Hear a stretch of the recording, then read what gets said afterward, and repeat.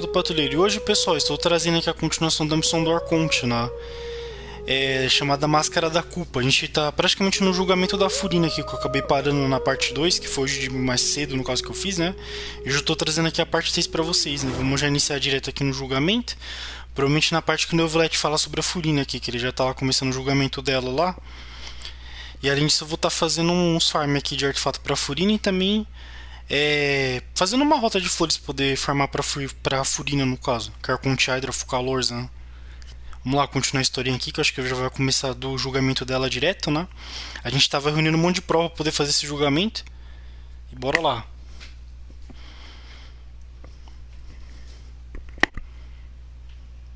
Começou.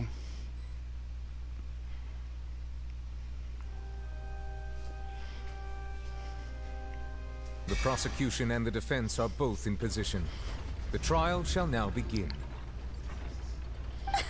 Oh, come on, Neuvillette. There's no need to repeat all the unimportant legalese. Just fast forward to the part where the prosecution lays out my offenses. As the defendant and the lead actress of this performance, I still haven't even been informed of my supposed guilt in all of this. Vamos pegar todas as pistas aqui relacionadas primeiro, não, só todas as pistas, antes de continuar o diálogo aí da Furina. Pistas relacionadas: monólogo de entrevista exclusivo do viajante. Ópera Epiclese. Se tornou advogado de Linney, no caso, né? Se tornou advogado de Linney. Um caso de assassinato se desenrolou durante a primeira apresentação de Linney e Lynette na Ópera Epiclese. Embora eles tenham sido absolvidos das acusações contra si, suas identidades como agentes da Casa da Lareira foram reveladas. Ok. A verdade sobre o caso do desaparecimento em série. A verdade sobre o caso do desaparecimento em série. Como uma reviravolta, o povo de Fontaine pode ser dissolvido pela água do mar primordial. Ao longo dos anos, Vatcher sequestrou e dissolveu muitas jovens para seus experimentos para tentar encontrar uma maneira de trazer de volta a sua esposa que foi dissolvida. Que esse aqui é o vilão da primeira parte, né? A condenação de Shield. Embora Neuvillette acreditasse que Shield era inocente, a Oráquina o julgou como culpado no fim e nem Furina sabia o porquê. A Oráquina praticamente condenou o Shield, né? Que é o nosso queridíssimo Fatui lá. Agora lá em Erinis, vamos lá. Encontro com a serva, que é a Arlequino. Encontro com a serva. Durante a reunião diplomática com a serva, a Arlequino, ela revelou que já havia sondado Furina sozinha e acreditava ser possível não apenas que Furina não fosse Arconte de verdade, né? Mas que ela também esteja afligida com algum tipo de maldição. Isso que ela suspeita que a Furina não é a verdadeira Arconte Hydra, né? Seria uma farsa Arconte. Vamos lá, Fortaleza Miropide. A intrusão do mar primordial na Fortaleza Miropide. A entrada para o Mar Primordial está selada sob a zona proibida na Fortaleza Miropide, e recentemente o Mar Primordial quase rompeu o selo. Ele foi apenas temporariamente suprimido pelo poder de Neuvillette, que Neuvillette foi lá e suprimiu o mar, né, primordial. Esse negócio aí. A baleia do sonho, que seria o sonho que o sonho, no caso, que o viajante teve por causa de estar com a visão do Tartaglia, né, do Shield. Ó, você viu o Shield flutuando no mar em um sonho, assim como uma baleia indescritivelmente gigante. É a famosa baleia gigante que é da constelação do Tartaglia lá. A gente viu o Shield naquele sonho bizarro lá. Agora vamos continuar a historinha. Ruínas. Nave caindo na água do mar. Nave caindo na água do mar. Enquanto explorava as ruínas próximas a Poisson, elas começaram a entrar em colapso e nave caiu em água contendo água do mar primordial. Apenas a produção de membros falecidos da espina de Rossula a preveniram de se dissolver, que foi na hora que o Neuvillette salvou ela no último instante, né? E por último é o Corte de Fontaine, hora do chá com N. A bruxa N se comunicou com você ao se conectar com seu consciente. Ela acredita que a profecia certamente acontecerá, mas não é preciso abandonar todas as esperanças. Essa bruxa N é uma amiga da mestra da Mona, no caso, né? Que são aquele grupinho das bruxas mais poderosas do mundo, provavelmente, né? Junto com a mãe da Klee. Só para dar esse contexto geral aqui. Dito todo esse contexto, vamos continuar com a historinha aqui. Of course. It is only natural for humans to struggle to understand the actions of a god. However, you will need more than that to convict me of a crime. That's true. But my charge here is unrelated to your conduct as an Archon. Instead, I would like to charge you as a fraud who's never been the Archon in the first place. Wait, what was that? Lady Furina's a fraud? Hey, I came here thinking that we were going to try the Hydro Archon for forsaking our duty, but did I hear that right?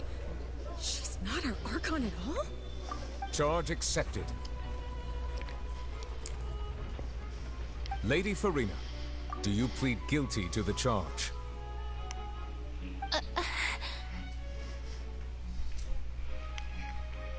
Lady Furina. I plead not guilty. How can I be guilty? There is no way that I, Focalor, otherwise known as Furina de Fontaine, a member of the Seven and the Regina of all waters, kindreds, peoples, and laws of Fontaine, could be anything other than your true Archon. Yeah. Even though Lady Furina can be rather eccentric, isn't it going too far to doubt her very identity? Yeah, I've never questioned her identity either. Sure, Lady Furina can be super irresponsible, but what grounds does that prosecutor have to make such a huge claim? I have cause to believe that common sense will prevail in this case. Many of the members of the audience have known me as the Hydro Archon ever since they were born. There would be no fooling their memory. See? Even the Oratrice has decided to show me its favor. Are you sure you want to commit to a charge that will never be upheld? If you wish to drop the case, I can promise you as the God of Justice that you will not have to face trial for making a false accusation. We will treat everything that's happened as a dramatic spectacle and move on with our lives. What do you say to that? Huh. An argument with near impossible odds, huh? You have to not only refute Furina's claims, but also overturn the long-held beliefs of the people. Well, I tried to give you the chance to surrender. If you must persist, then let me ask. If you believe I'm not the Archon, then what manner of being do you think I am? And if I was not the Archon, then how did I manage to live for over 500 years?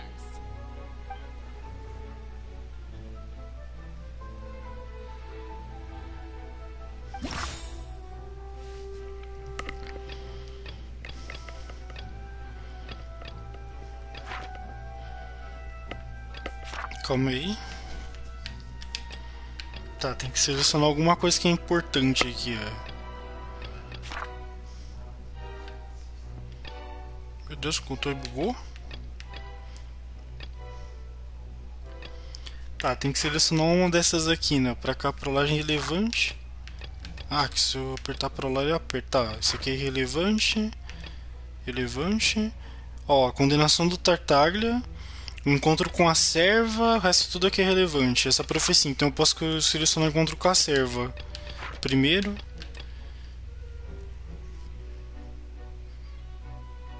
Ó, vamos começar pela condenação.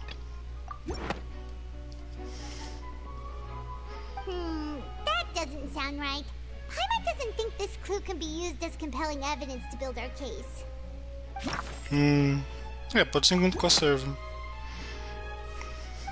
First of all, you may be a member of another long-lived race, which would allow you to naturally possess an extended lifespan. And second of all, even if that wasn't the case, there could be other ways to extend your life. Who gave you that idea? Was it the knave? You'd sink so low as to use a harbinger's words against me. A curse? I once thought it possible that the aura of an Archon might naturally resemble a type of curse.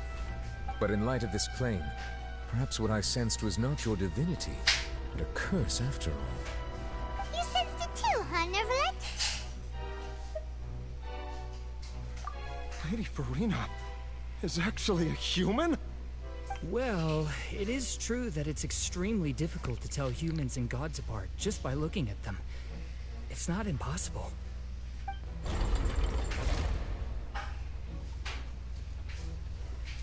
Well, don't start celebrating too early now.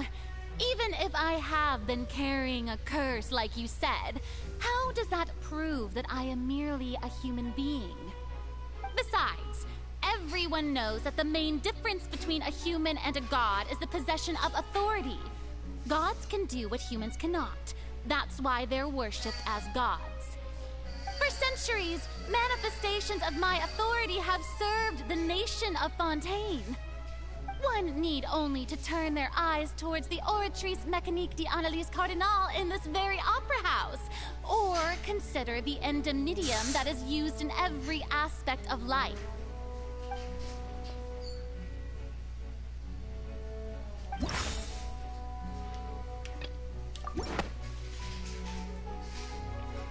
You tried to reference the Oratrice. But weren't you as confused as all the rest of us when the Oratrice declared Child to be guilty without any proof? Otherwise, you should have come up with a good explanation for that by now. Didn't I make myself clear at the time? The decisions of the gods are naturally difficult for humans to comprehend. There is no need to provide an explanation. Lady Furina, I believe a reminder of your current circumstances is in order. While the court is in session, the principles of justice and the law must come before all else. While you are an Archon, you are also first and foremost the defendant in this trial. You will prove yourself unable to defend against the prosecution's charges if you continue to withhold vital information against the rules of the court. I never thought you'd use that kind of rhetoric against me. That was no trick of rhetoric, Lady Furina. I've merely reiterated the rules of the court. Rules that all should respect and follow. So, you neither knew why Child was declared guilty, nor did you understand the structure and operations of the Oratrice. Instead of having been created by you, the manifestations of authority you mentioned have been made by the real Hydro Archon, haven't they? The real Hydro Archon? Well, now you're really losing me. It is true that I did not know why the Oratrice gave out a guilty verdict that day. But the Oratrice handed out that verdict unilaterally, and it has been operating independently ever since it was first created. You can't argue that just because a divine creation is flawed, that the god behind it must also be no god at all. She's still throwing out all kinds of excuses. Seems like she's confident that we won't be able to produce proof that she has no power over the Oratrice.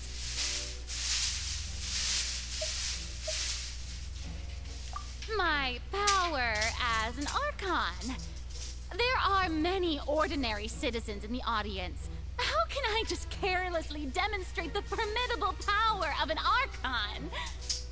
If that poses a concern, I'm prepared to extend my protection to the audience.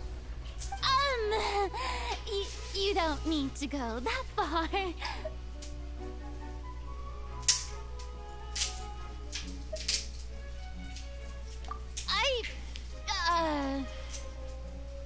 Aren't you the Hydro Archon? Or is it that you can't even wield the power of Hydro, much less the authority of a god? Indemnitium! Yes! It's all because of Indemnitium! All Archons derive their power from the faith of the people, and I've converted the people's faith in justice into Indemnitium! Thus did I give up all of my divine power to provide everyone with energy for their daily lives. Have you ever seen a more magnanimous god? Isn't that a huge stretch? Yeah, no matter how generous an Archon can be, how could they give up all their power? Can a god with no power even still be called a god?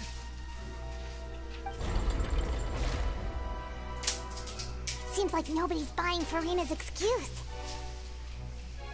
Hey, come now, everyone. Please don't stare at me as if I was a liar. I'm still the same Furina you knew, right? The one that you loved.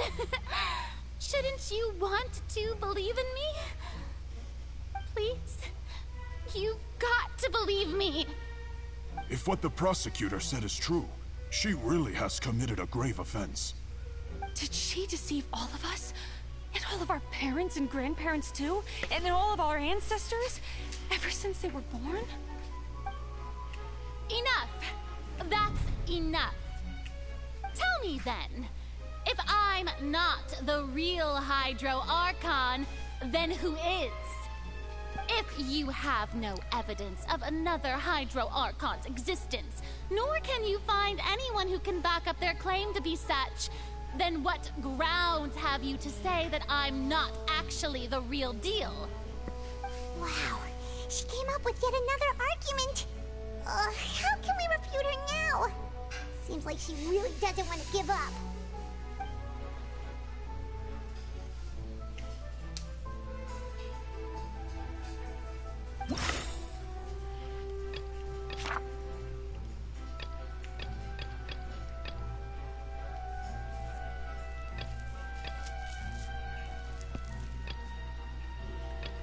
Agora eu não sei qual que eu escolho.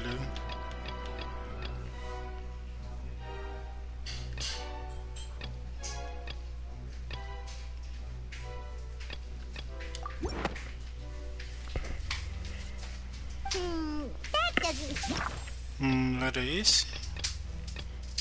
Tá, vamos tentar a nave. Também não era esse. Ah, tá, não é a nave, não é esse aqui também, né? Fluido. Calma, tem alguma coisa na parte inicial? Também não é, então quem que é? Esse aqui? It has been established that all Fontanians can dissolve in water from the primordial sea. And that means... Since you insist on claiming to be a god and not a human, then there's a method that you can use right here and now to eliminate all suspicions of you being the latter. Miss Navia, please apply to serve as a temporary attorney for the prosecution before addressing the court. Though you act in partnership with the prosecutor, you must still adhere to proper procedure. Super sorry, Monsieur Chief Justice. I swear this really will be the last time that I'll speak out of turn. Now, I've brought some seawater from Poisson. As everyone knows, a massive flood struck the area not long ago, taking many lives, including those of some of my closest friends. So, Miss Furina, would you dare to touch some of the seawater? If we are to believe that you are indeed the real Hydro Archon, touching the seawater would have no effect on you. All it should do is strengthen your case. But if you don't dare to touch it, then we would have basically proved the reverse. Oh, and I must remind you that after the disaster at Poisson, nobody wants to see any more people dissolve. I do hope you'll act prudently and choose the simpler path of admitting guilt. Navia from the Spina di Rasula. The Spina has governed Poisson for many years. I guess her suggestion is valid. If Lady Furina is indeed just a human, she's probably Fontanian like all the rest of us. Would she really dare to try?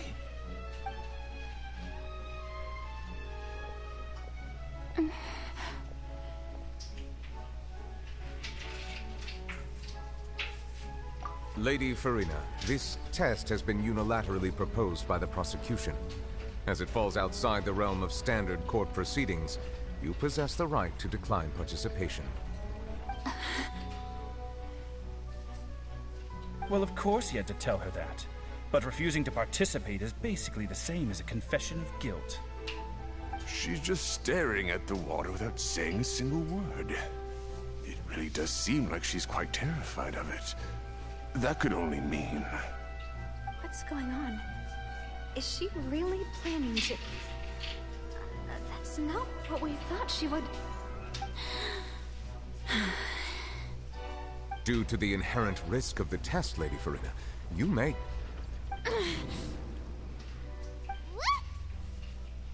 Hey!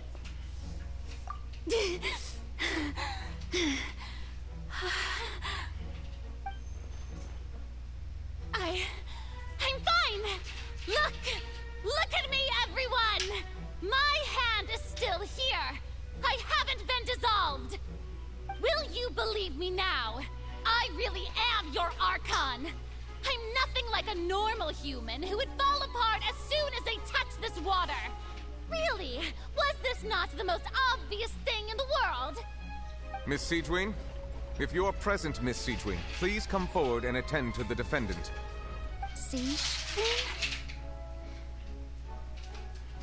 Don't be nervous. It'll just take a few seconds. Let me see. That should be enough. Please announce the results of your evaluation to the court, Miss Siegewing. As everyone doubtlessly saw, Miss Furina was displaying symptoms of hyperventilation and flushed skin. These indicate that she was experiencing the adverse effects of exposure to primordial seawater. The extent to which she was affected is the same as other humans when exposed to primordial seawater of a similar concentration. Thank you, Miss Siegewing. Lady Furina, you may return to the defendant's stand. Oh, wait. What did she just say? I didn't get dissolved! Shouldn't that be enough to prove my innocence? Well, considering your tendency to run from your problems, we did originally prepare a direct sample of the seawater around Poisson. However, after extensive discussion, we exchanged it for a sample that is not concentrated enough to dissolve an actual human. After all, on the off chance that something entirely unexpected might occur, we don't want anyone else to lose their life to the sea. Yeah, so out of regard for Furina's life, you secured a low-concentration sample and asked the head nurse to serve as an expert witness. It's a great thing that the direct sample wasn't actually used. Furina could have... I can't believe... You...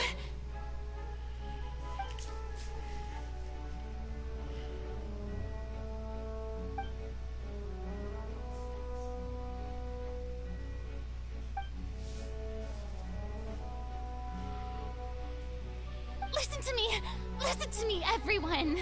Please don't give me such cold and disdainful looks.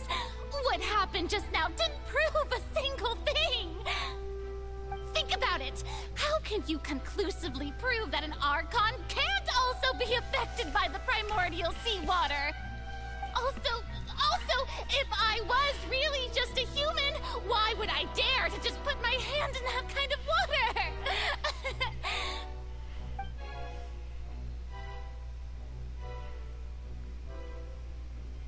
Please, anyone, just listen to me. I swear, I really am your Archon.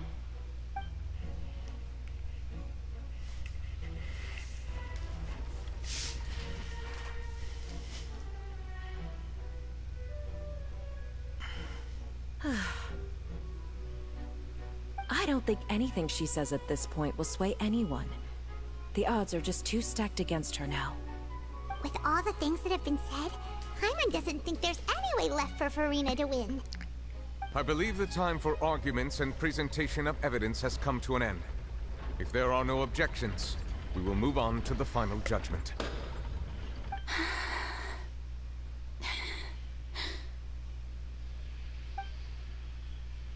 I don't think anything she says at this point will sway anyone. She's too stacked against her now.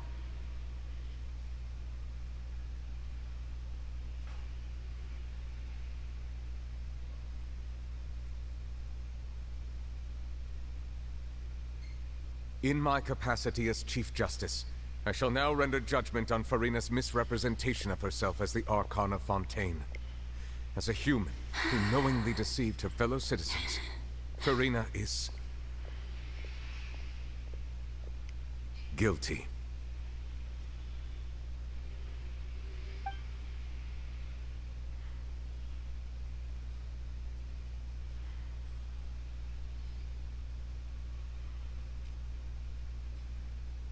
We shall now turn to the Oratrice Mécanique d'Analyse Cardinale to render the final verdict on the charges.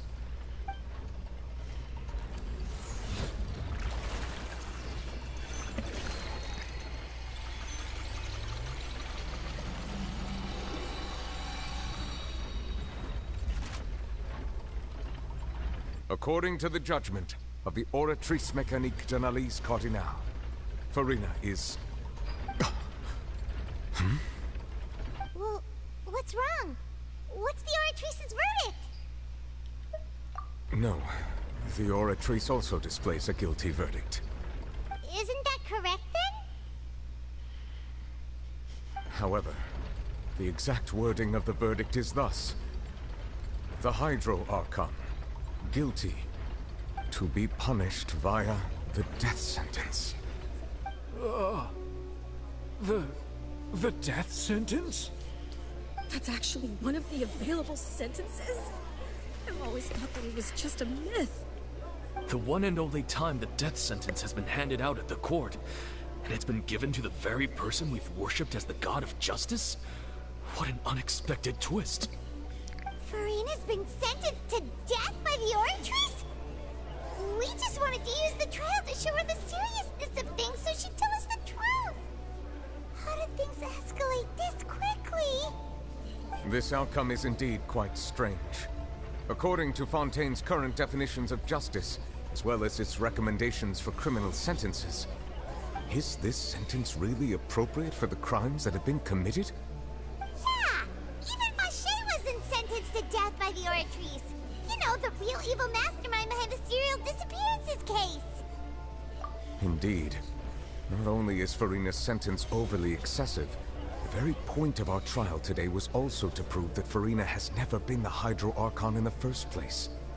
But now, the Oratrice seems to have deliberately invoked the title of the Hydro Archon. What does this mean?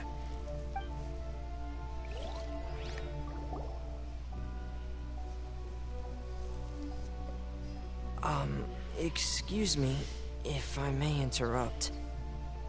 Is the trial still going? Fremine! You finally made it. I assume this means you've completed your mission? Mm-hmm. Any mission Father assigns to me will always be top priority.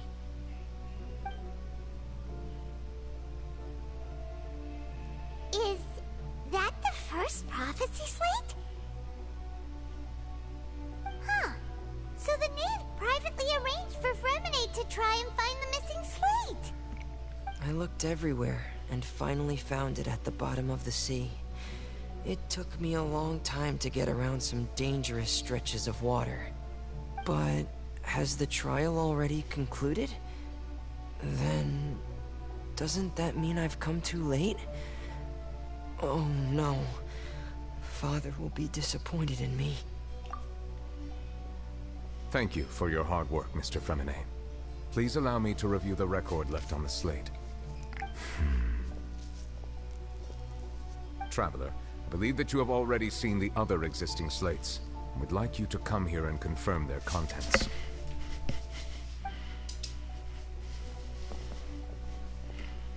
Huh? So what do you see? What is it?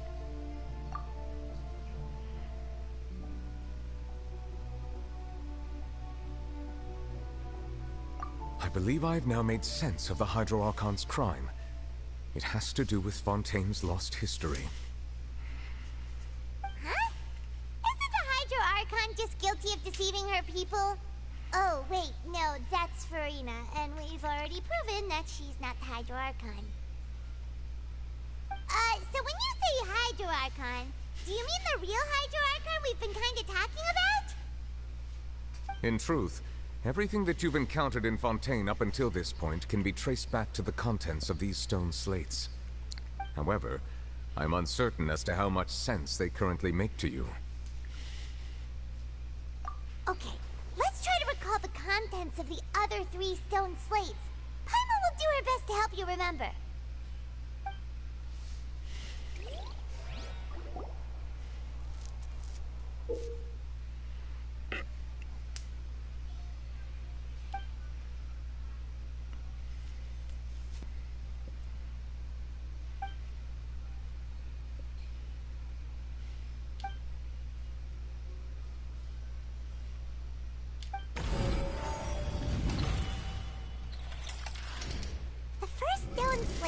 describes what you just said.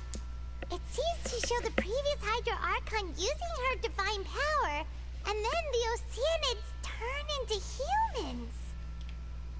Does that mean that Fontanians are transformed Oceanids? Oh, Paimon wasn't expecting that. But if Oceanids can turn into humans, then perhaps this process can be reversed as well. The second stone slate shows Celestia floating in the sky, and the Hydro Archon and her people worshipping it together. But the heavens still brought judgment down upon them. This must be the point when the Hydro Archon and the Fontanians were branded with their original sin. Does this mean that the original sin and the Hydro Archon sin are the same thing? The third slate shows the Hydro Archon seeking into the sea surrounded by many people. That reminds Paimon, didn't we also watch that happen to someone else? Well, the fourth slate is the prophecy the Fontanians have been talking about. People dissolving into the sea, the Hydro Archon crying on her throne, and so on. We didn't believe that such a crazy disaster could happen at first, did we? But after that incident, it was just a question of when and not if.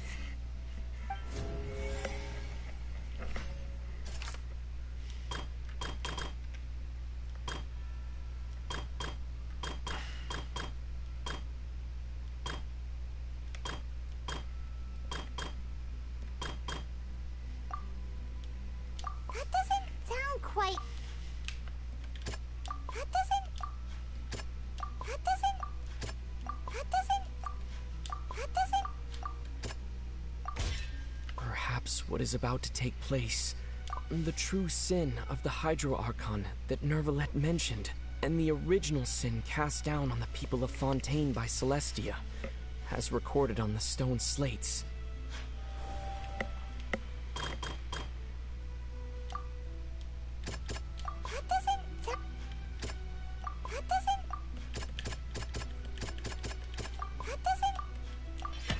We know from the case of the serial disappearances of young women that Fontanians can be dissolved in primordials, and the first stone slate tells us that long ago, the Hydro Archon used her power to turn Oceanids into humans.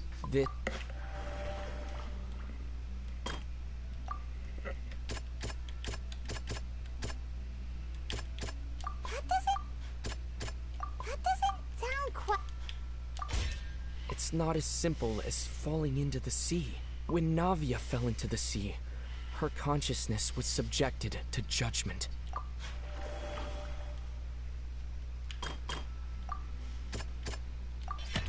The prophecy from the stone slates found its way into society, but not many people believed it at first. The fortress of Meropide was nearly flooded with primordial seawater, which we know can cause Fontanians to dissolve. If we hadn't dealt with it in time, things could have gone very badly. They'll dissolve into the primordial sea but won't cease to exist. Their essence will flow in the seawater, converge, and take the form of an Oceanid. The Hydro Archon was sentenced to death in court, shocking everyone present. Perhaps this means that her sin was actually Fontaine's original sin. Navia fell into the water inside those ruins, and she nearly dissolved. She was surrounded by the people of Poisson in a court within her consciousness, and was forced to take part in a trial meant to make her stay. The eruption of the primordial sea at the fortress of Meropide was the surest sign that the prophecy was about to come to pass no matter what. The prophecy's contents can all be verified by recent events. If we combine what we know together, loads of truths should come to light.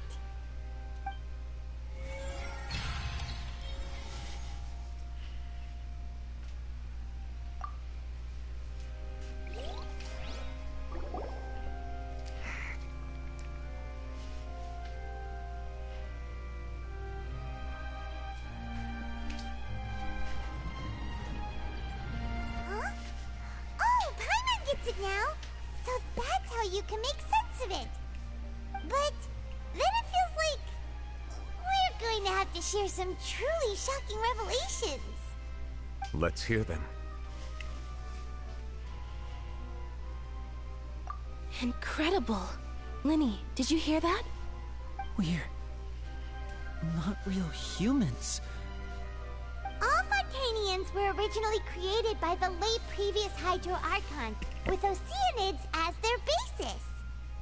The evidence for that can be found in how only Fontanians could dissolve in primordial seawater, and how all the girls Vacher dissolved were also turned into Oceanids. Oh, and according to Navia, when she was about to get dissolved, she also saw everyone gathered around for a trial, all of them in the shape of Oceanids. Indeed.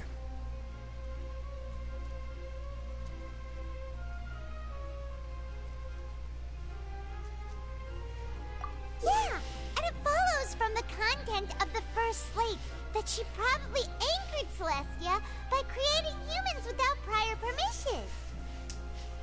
That could also explain why the Oratrice judged the Hydro Archon to be guilty. It's to account for that ancient sin. The Hydro Archon's true sin was creating us?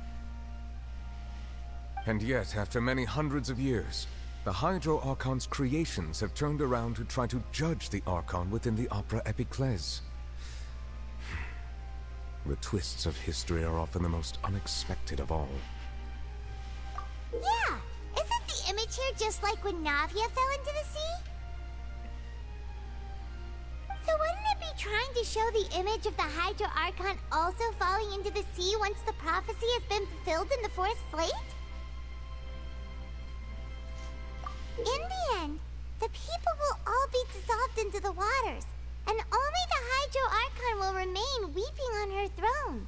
Only then will the sins of the people of Fontaine be washed away. Did Paimon get all that right?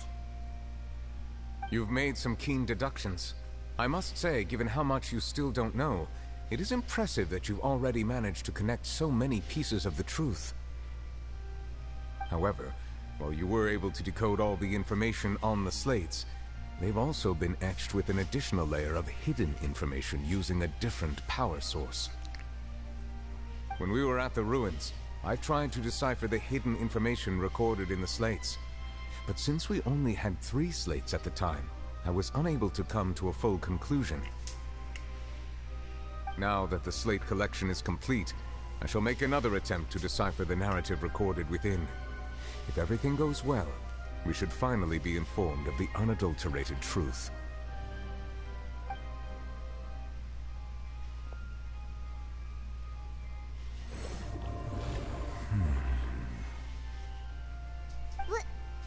Well? Did you get it? I believe I should share this truth not only with you, but with all the people of Fontaine as well. I will try to briefly summarize it for you. Your hypotheses regarding the origin of Fontanians and the sin of the Hydro Archon were both correct. In the Fontaine of old, the previous Hydro Archon sensed the yearning of her Oceanid familiars for life on land.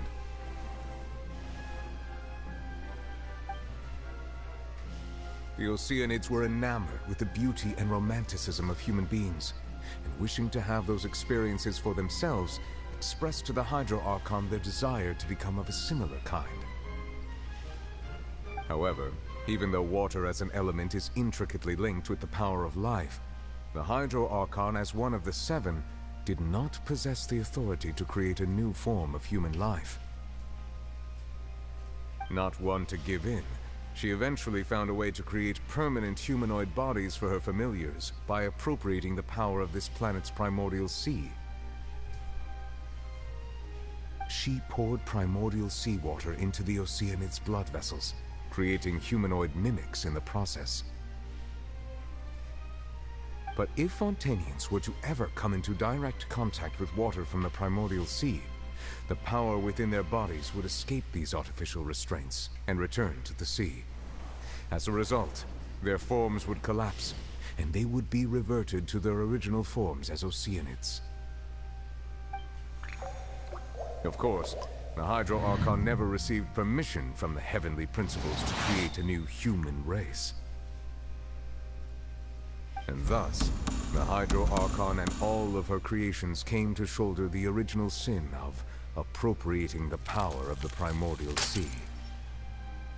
That is the true history of how the people of Fontaine first came into being. So we were all Oceanids before we turned into human beings? That's way too much information for me.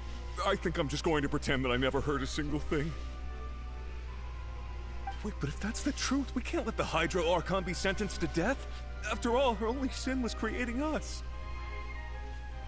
This really might be too much information for your regular Fontainian, but it does answer a lot of our questions. Alas, your hypothesis regarding the third and fourth stone slates was inaccurate. The slates' respective positions are, in fact, correct.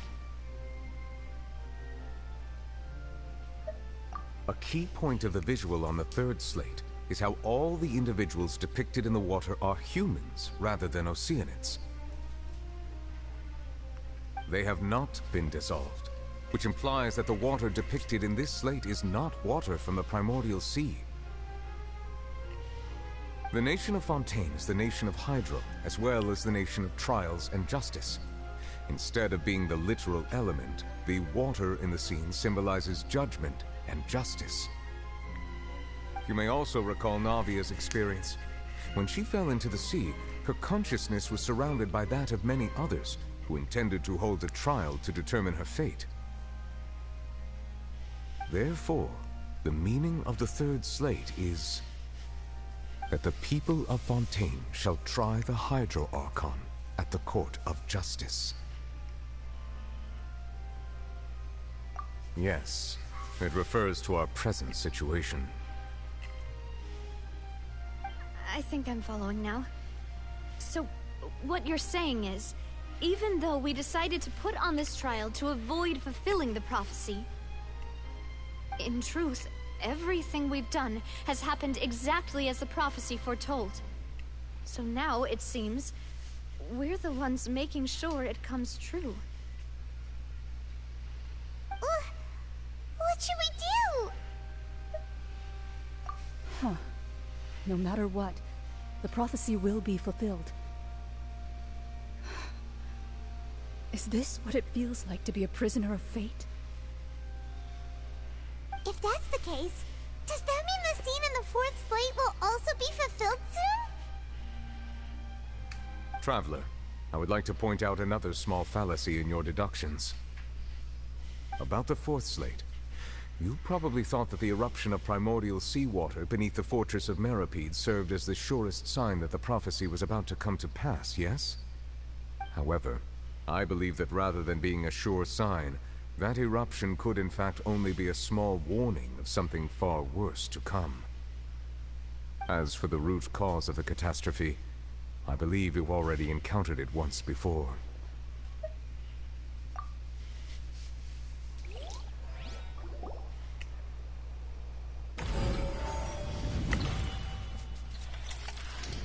This eruption was just a small warning of the things to come. We must find the root cause of the disaster.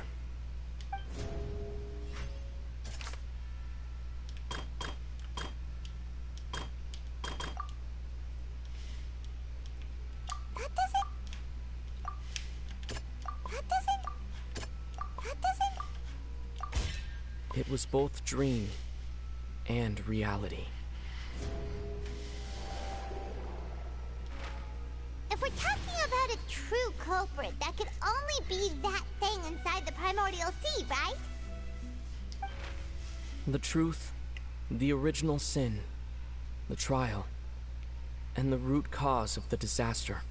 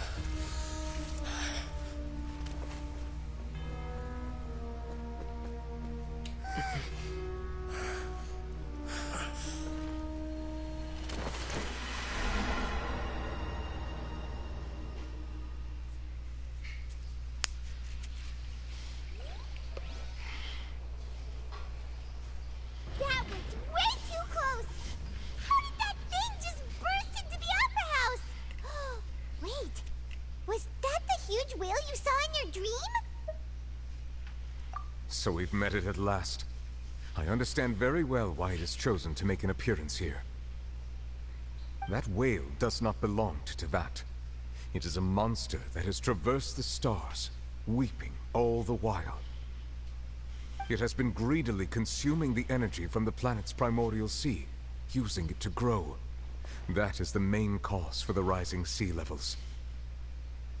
And once it has finished consuming all of the energy contained within the sea, its next step will be... You said that when the Hydro Archon first created Fontanians out of Oceanids, she filled their blood vessels with primordial seawater. Precisely. That whale finds the blood of Fontanians nigh impossible to resist. Therefore, when it left the primordial sea, it decided to make its next stop a packed opera house full of food. Food in the form of Fontanians. We just barely managed to push it back, right? In that case, won't it come back to target the people again once it's managed to recover its strength? That is correct. Indeed, it is more accurate to say that we should thank that Harbinger for buying us some time. Without him, the whale would have likely come onto land far sooner. From the way he looked, he must have been fighting the creature for quite a long time. That battle maniac.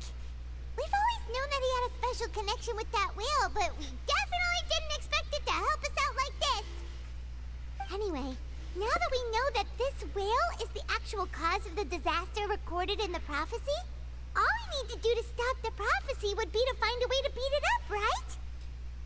It is too late. It had already absorbed too much of the primordial sea's energy before we could notice it. At this point, it has become practically integrated with the sea itself. Even if the entirety of Tevat were to be destroyed, it could still survive and swim off towards some other world. That's not something I will accept. We've already done everything we can, and we even found the true culprit. We've come so far. You can't just tell me that the last hurdle is some impossible foe. That's just not fair. Indeed. That's not how a grand performance should end. I'll fight it to the end, no matter what. So the prophecy will be fulfilled no matter what, huh?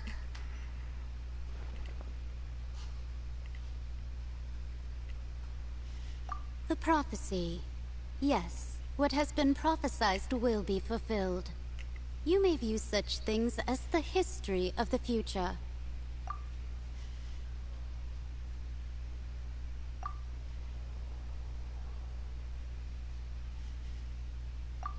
Just as prophecies are usually only the future as seen from the perspectives of the gods, could things be happening in hidden corners where the gods' gaze does not fall? Ultimately, fate shall serve as your only guide, no matter what will happen in Tevat's future.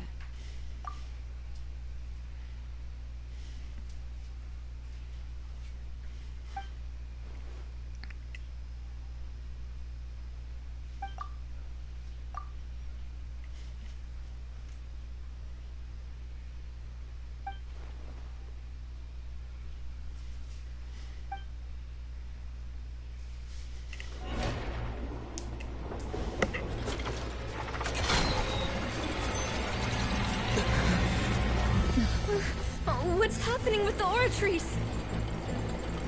I believe it is preparing to carry out the death sentence.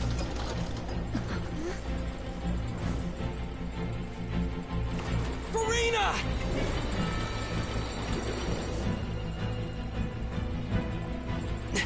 No, I still need answers.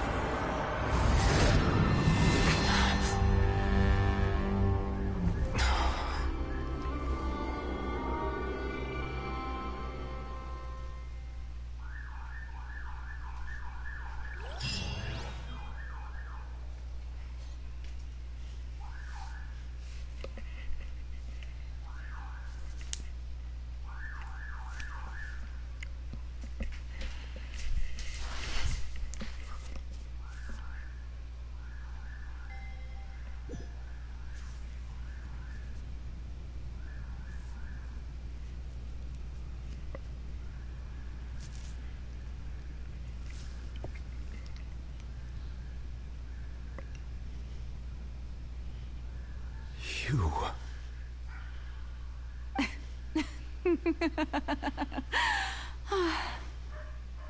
Sorry. That shocked expression on your face is just too amusing. I couldn't help myself. You are not Furina. Who are you? Ah, the sweet sound of bewilderment. Marvelous. A sure sign that my attempt to deceive everyone was a resounding success. But to answer your question, I am Focalor. You know, the god. Focalor? Why did you deceive us? Oh, that wasn't my goal, of course. Goodness, no. But I had to fool everyone else too, if I was to stand any chance of deceiving the heavenly principles. Deceiving the heavenly principles? It's all because of that pernicious prophecy. Dreadful, wasn't it? Everyone doomed to dissolve. Fontaine condemned to be flooded. One was not amused. In fact, one was positively bemused when that problem was thrust upon me by my dearest predecessor.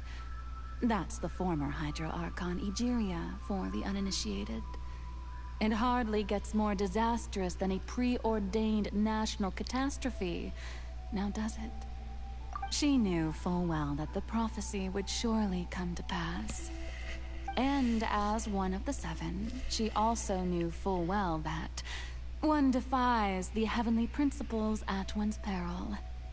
So yes, as you have no doubt surmised, it was a rather impossible situation that I found myself in. I spent a terribly long time mulling it over, alone on the ocean floor.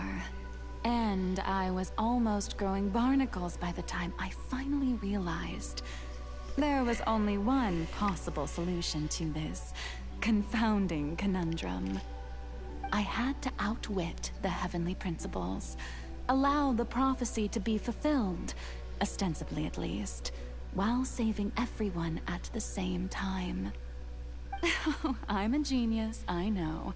I can only assume that's why Egeria chose me as her successor. Although, looking back now, it was hardly the inheritance one dreams of.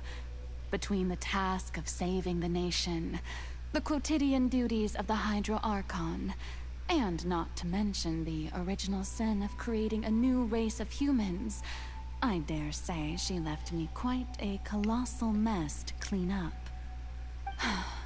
But one can only play the hand one is dealt.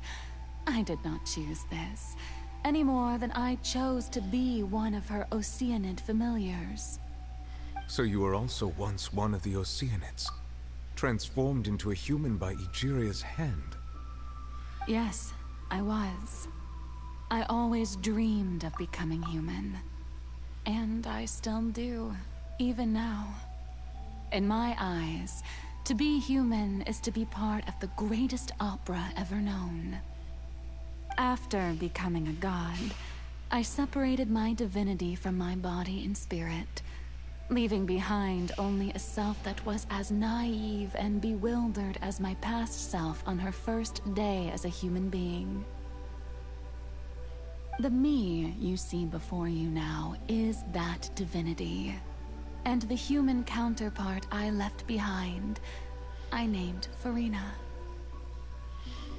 She could feel joy, sorrow, and everything in between. She could be as vain and conceited, or as meek and vulnerable as she wished. Her strengths were of a kind only a human could possess, as were her shortcomings. But in my eyes, Furina's humanity was what made her perfect. She was perfectly human in every way. The person I always wanted to be. Anyway, so then I cursed her. All part of the plan, of course. The plan to deceive the heavenly principles. Do you still remember the final scene of the prophecy? The Hydra Archon alone, weeping on her throne. In order that the prophecy might appear fulfilled, I invited Furina to be an actress, to play the part of the Hydro Archon in the prophecy. Under the curse I placed on her, so long as I, Focalor's divinity, continued to exist, she could not die. But nor was she free to live her life in the pursuit of happiness. Instead, she was forced to take the stage in the opera house, to embrace the role of leading lady, to forever play the part of the god from the prophecy, all to create a deceitful appearance of that prophecy coming to pass. I suppose now you probably understand why your court is called the Opera Epiclese. But Furina is only human, isn't she? Even though she has had a long life, her mind is no stronger than that of any other ordinary human being. I cannot begin to fathom what she has had to endure. It must have been torture for her. It has indeed. And although she is, in a sense, me in human form, I most definitely owe her an apology for it. It's been 500 years, and all along, she's been playing her part in the most unimaginably long, unbearably lonely, and agonizingly painful opera of all time.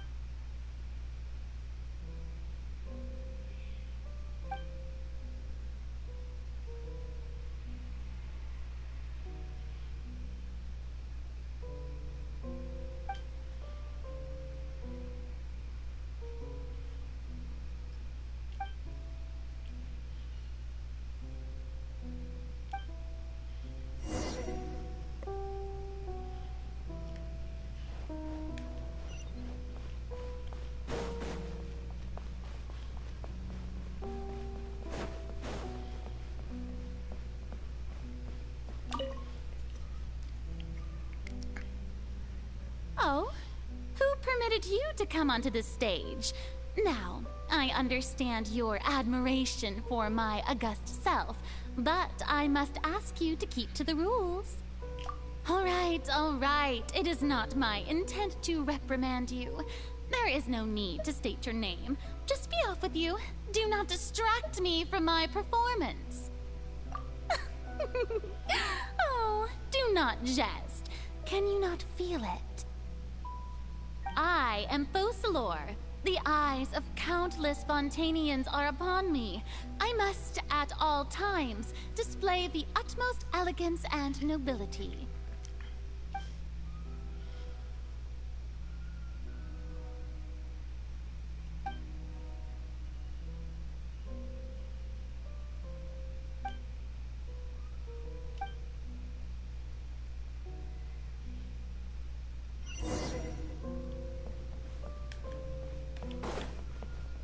Dear audience, the performance is experiencing a technical difficulty, but worry not.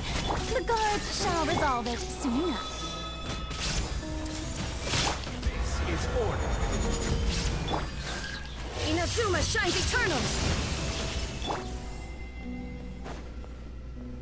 Hey, what gives? The audience is still watching me, you know. Guards? Wait, where are the guards? Guards!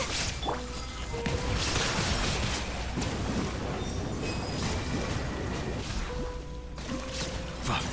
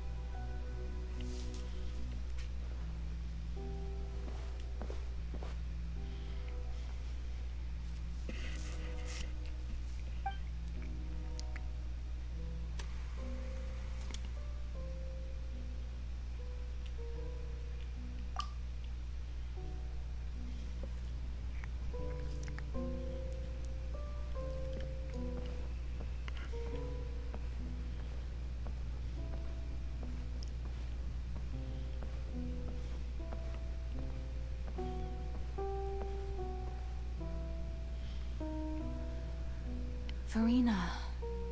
Furina. Huh? Who's that? Who's calling me? Be not nervous. Be not afraid. I am before you. Wait a moment. You're near me? How can this be? Near you, huh? You know what? That's not bad. Let's go with that. Near me? What do you wish to say? The prophecy. Have you heard of it? What prophecy? Oh, wait. I know. I think. I don't know why, but it's in my head somehow.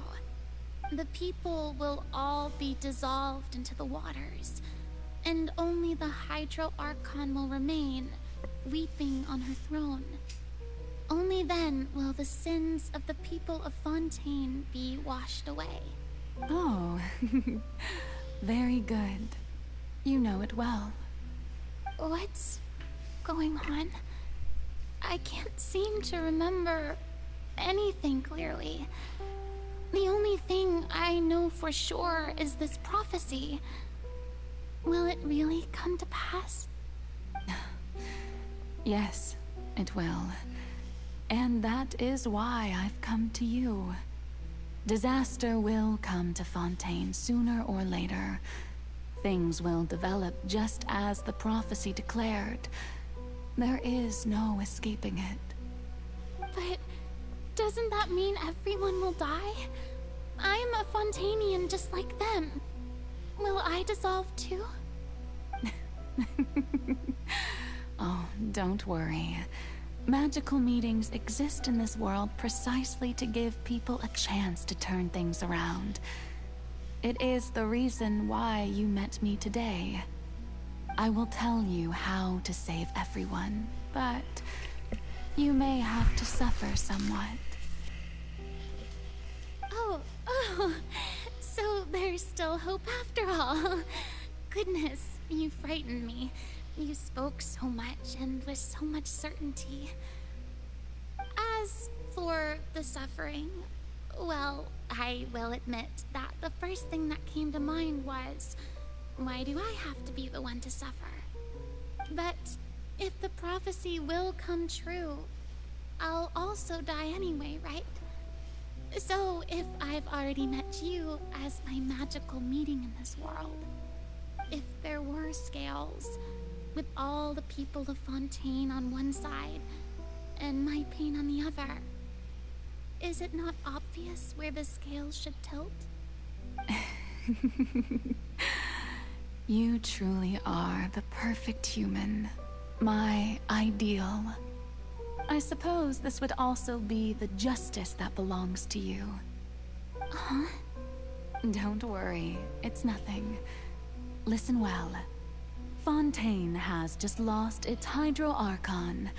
I need you to play a role, that of the new Archon.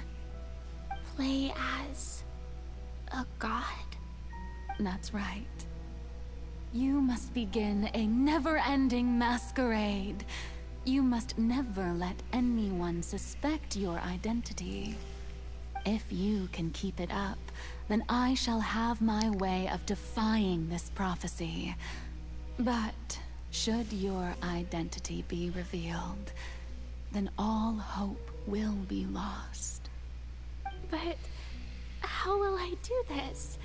A human assuming the role of a god without being exposed. Don't worry. What you must do is not to turn yourself into a real god. You simply need to play the role of a god as humans imagine them to be. Being a human yourself, I'm sure you already know what such an entity would be like. Remember, your true challenge will not be pursuing divinity, but contending against humanity. I'm still not sure I understand, but I'll try. So, How long am I going to have to play this role? To accomplish this mission, you will have to stay on the stage for many, many years. You will endure and not grow old until your task ends. But I promise you, all will eventually end in a magnificent and dramatic trial, and everyone will be saved. A trial, huh? How exciting. I'll be looking forward to it.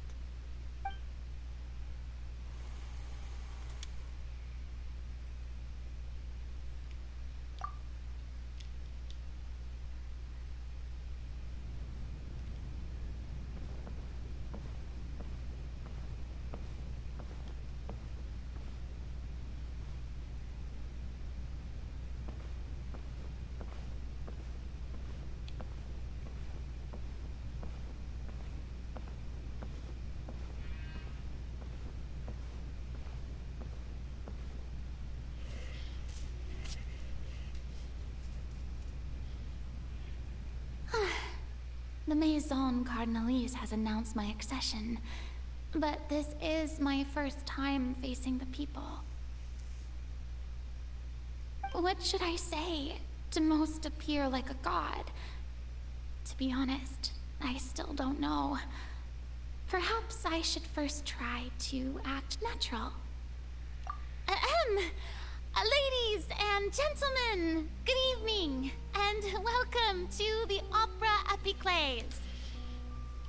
I'm sure you've all heard about how I have taken on the role of Hydro Archon. Indeed, I am Furina de Fontaine, your new Archon. In truth, I know little about becoming a nation's new god, but it will be my honor to guide you all. As the god Focalor, the god of justice, I shall do all within my power to lead you into an age of fairness and justice. Once again, thank you all for coming. If you should have any questions or suggestions, please send them to the Maison Cardinalise. The future of Fontaine will require us to work together, after all. This should do it. I thought I might stammer, but thankfully, I was able to convey my thoughts just fine. Okay, and next. That's the new Hydro Archon. Is this some kind of joke by the Maison? I would have thought that a being that surpasses humanity would be a bit more assertive. Hey, did you hear that? She even told us to send her suggestions there at the end. Shouldn't gods be all-powerful? She's being so modest. What's the difference between her and an ordinary person, then? If you ask me, perhaps the succession didn't actually happen. She might just be a Maison-backed puppet. Wait, what's going on? Why is everyone suspecting me of being a fake? Oh, this is bad. If I get exposed here, there'll be no saving the people from the prophecy. Right. Mirmi said that I just need to play the role of a god as humans imagine them to be. Calm down, Furina. Think. What do the people want?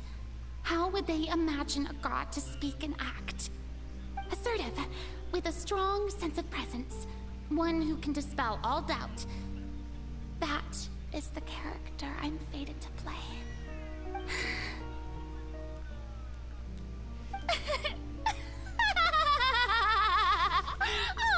Oh, very good, my people.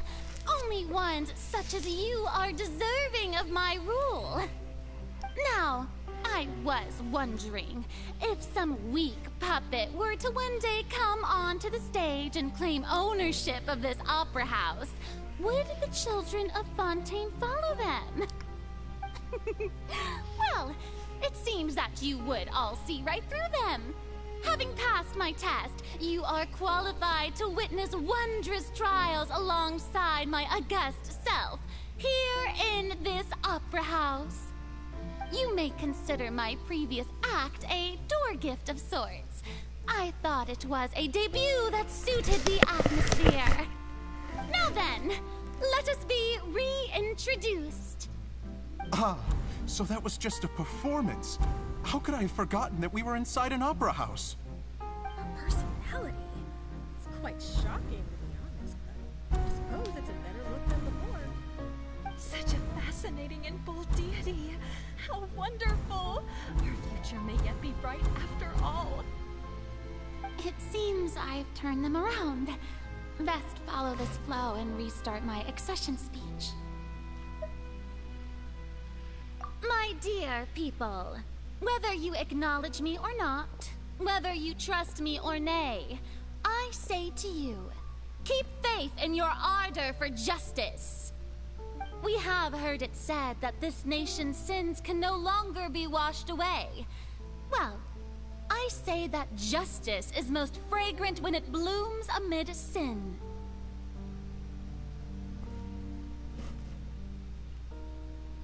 No, this won't work. They'll suspect me again. I must play the role that they want me to play. No, this won't work. They'll suspect me again. I must play the role that they want me to play. The scales of justice should not weigh heavy in the hands of its god. On one side, it must carry fairness and justice. And on the other, praise and applause. May law be the prayer on our lips. May judgment be our worship. Let us light the fires and drink to the future of Fontaine!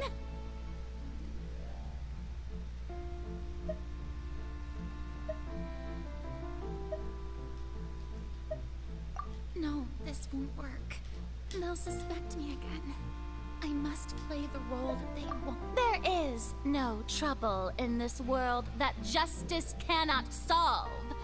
All that is needed is for you, my people, to believe in it, heart and soul.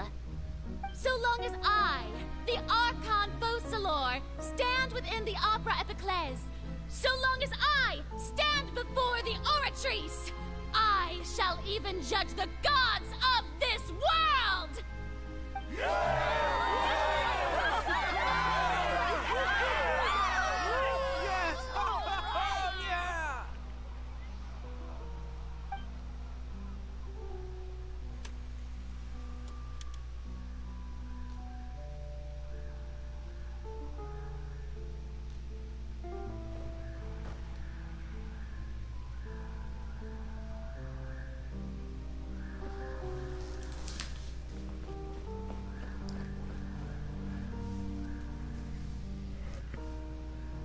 Lady Furina, here are today's case reports, as well as a summary of... Come now. Was I not just at the Opera House in person? Leave these kinds of things to Neuvillette. Besides, none of these trials were the one that I'm looking forward to the most. If I may be so impertinent, what kind of trial are you truly looking forward to? A magnificent, dramatic, and wondrous trial. A trial to end all things. How could you hope to understand? That's true. I fear I lack the ability to grasp your divine thought, Lady Archon. No need for fright, and do not take what I said before too seriously. Go now, do your duties. The trial I await. It will come one day.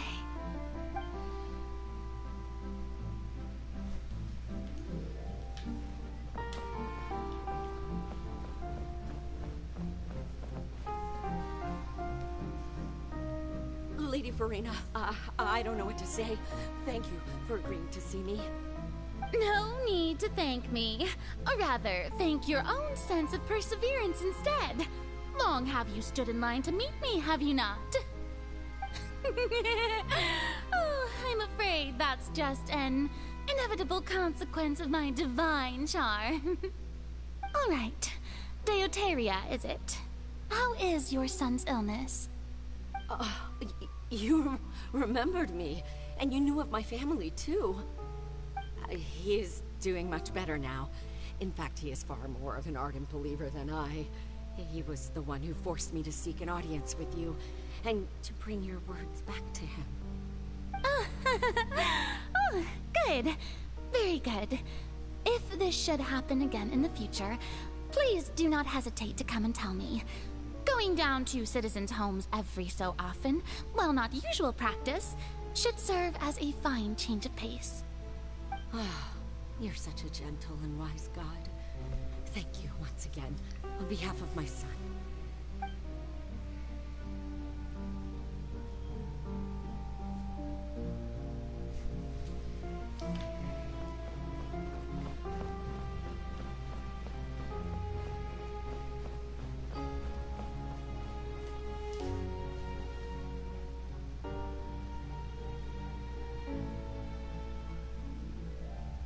Lady Furina, here are the latest hydrological reports. As for the specific parameters you asked to take note of, I'm afraid things still don't look good. I see. It's as I thought, then. As your god, I did already expect this, but I wanted to see how far your human wisdom would allow you to analyze it. All manner of signs indicate that the prophecy will still come to pass. Forget it. That's not something you need to worry about right now. Well, as I understand it, the Fontaine Research Institute is also trying to find a way to counter the rising water levels. Really? Have they found anything? I'm afraid that they haven't found any effective solution thus far.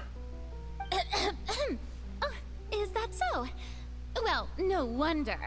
This issue has reached the realm of the gods, after all. Still, their spirit is praiseworthy.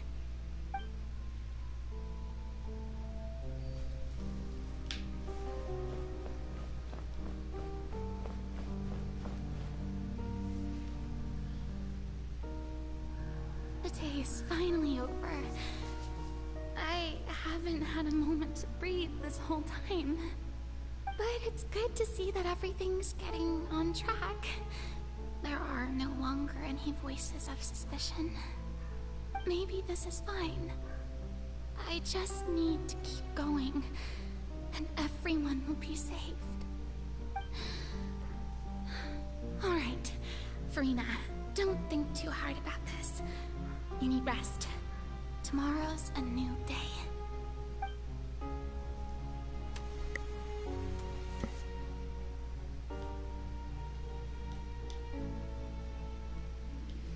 Lady Furina, here are the new trial reports for the latest cases, as well as a summary of the follow-up.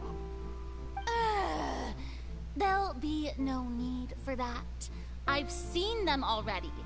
There's no need to go back over scenes I've witnessed in person before. Lady Furina, I've waited so long for this chance to see you in this manner. Indeed, my dear, loyal citizen. This joyous moment is an honor for us both.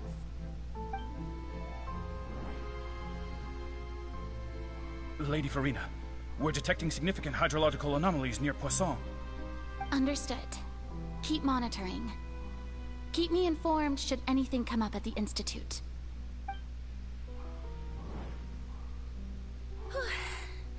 I don't think I let anything slip today.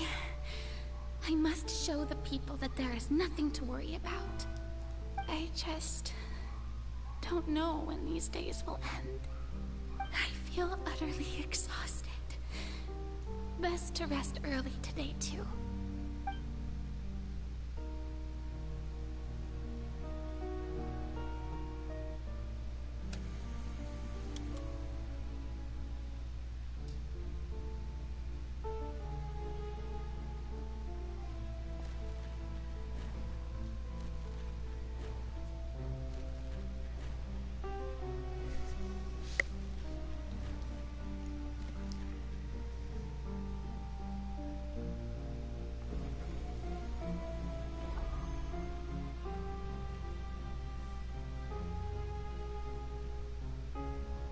Lady Furina, it's like a dream being able to speak with you up close like this.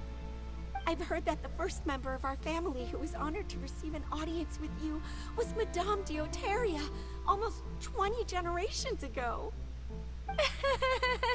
And what a fine family yours is indeed. It brings me great joy to meet such a faithful believer, a descendant of a line most ardent. Surely you exaggerate, Lady Furina. My lady? What is it, good citizen? Oh, are you crying? Uh-huh. Oh, really now? I didn't even notice. This must be the overflow of hydro from my person. Well, can't quite help being the god whose dominion is the waters, can I? No wonder. No wonder. A manifestation of your power, then. Oh, Archon, I am honored to have witnessed it. Honored indeed.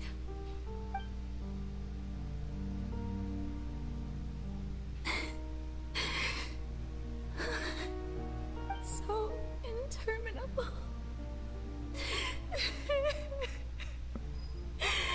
So lonely. Just how much longer? Hundreds of years must have passed by now. Perhaps the show must go on for hundreds more. I never imagined that it would hurt so much. Have I reached my limit? No. Perhaps I reached it long ago. Today I didn't even notice my own tears.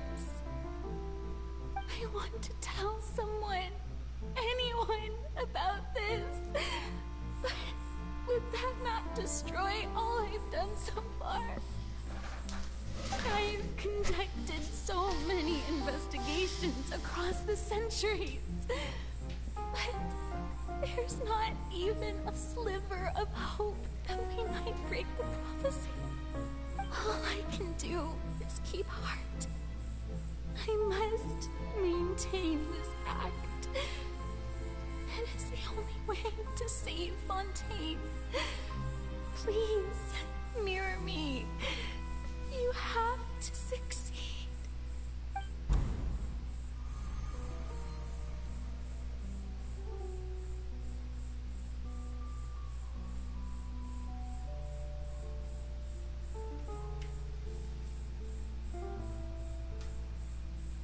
Furina, you don't have to shoulder this burden alone.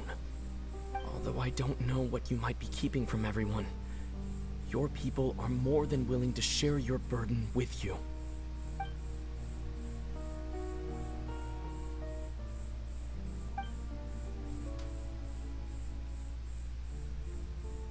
Share my burden. That's impossible. It was fated right from the start that this would be my duty alone. But even if your burden doesn't need to be shared, you can still choose to confide in someone. Just share it with me. I'm what you'd call a witness. A witness? Huh. Yes, I've heard that you came to Tevat from beyond the stars, yes. In other words, you never belonged here. And if Tevat is, in its entirety, a show on a stage, then you're just a spectator, aren't you? If that's the case... He's right. I could confide in him, couldn't I? But if things don't play out as expected, the people of Fontaine will be the ones to pay the price. No, Furina. You shouldn't be selfish. But what if it's really all right? Furina, you've worked so hard for so long. Surely it would be okay to put yourself first for once. just this once? Is it such an outrageous thing to do anyway? To find someone in whom you can confide your frustrations and sorrows? Surely it could not hurt. If you let this opportunity slip through your fingers, it might never come by again. Think about it long and hard.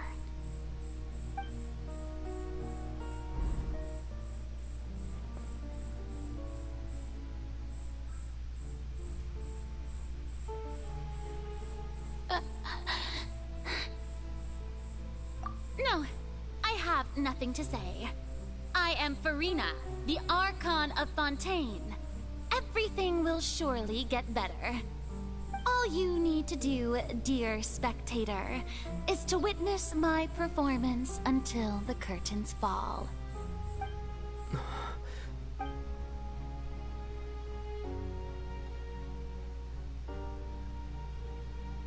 Fine.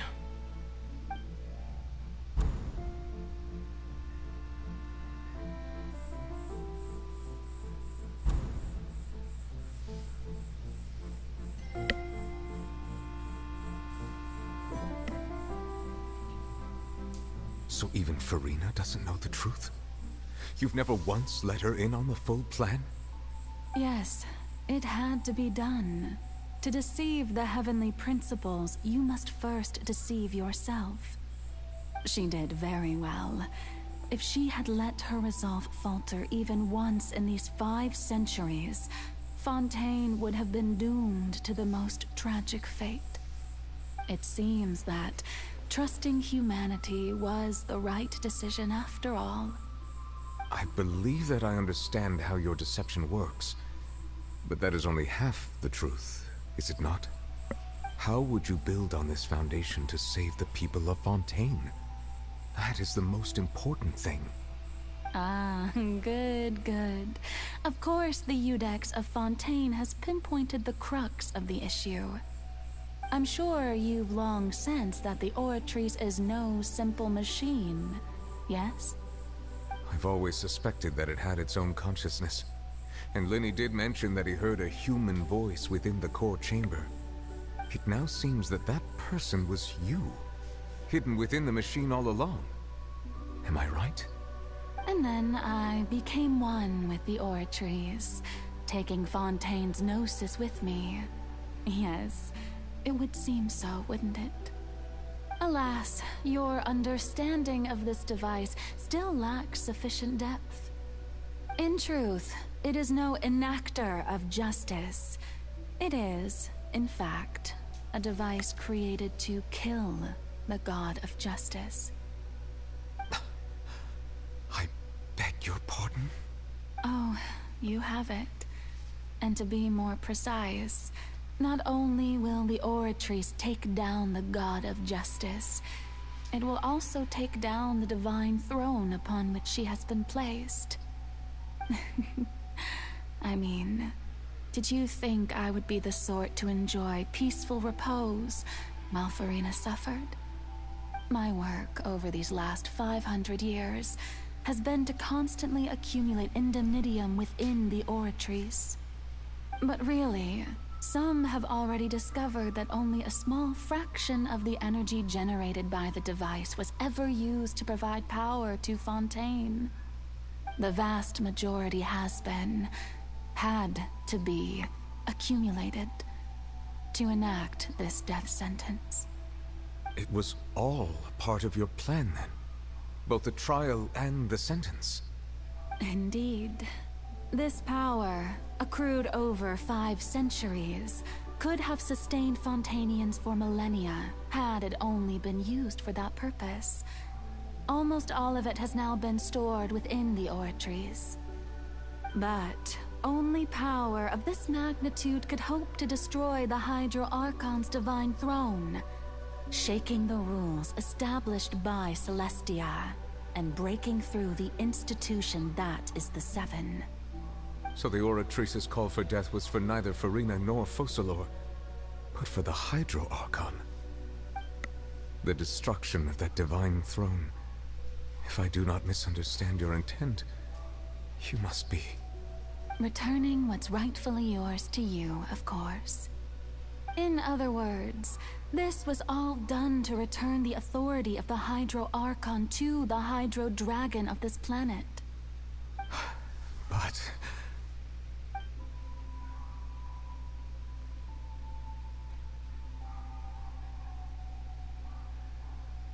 Oh, what? Getting sad again, are we? The authority of the ancient dragons shall soon be yours once more, O Hydro Dragon Sovereign. And this is the face you make. all you've done throughout the years is just so you can sacrifice yourself at the very end. I've never quite seen it that way, you know. Even now, I'm quite pleased at how well my deception worked.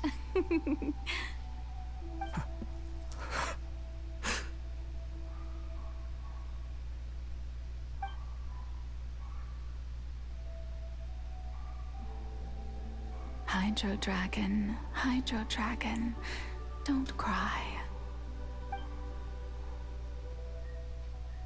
I must say, had it been within my rights, I would have loved to judge the heavenly principles themselves. Were they not guilty of essentially the same crime?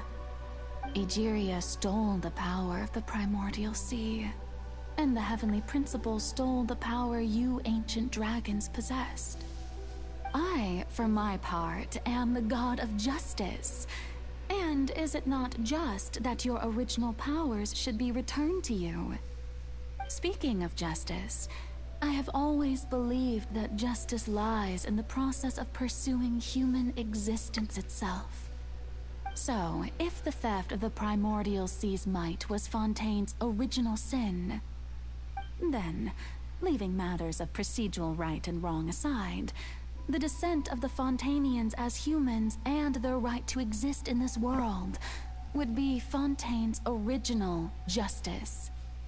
In other words, existence was Egeria's justice, and to me, justice is the continuation of that existence. Defying the prophecy and ensuring that Fontaine's people shall live on, that should be the justice enthroned over all others. At this point, we, whether it be myself or all other Fontanians, have shouldered the burden of this sin for far too long.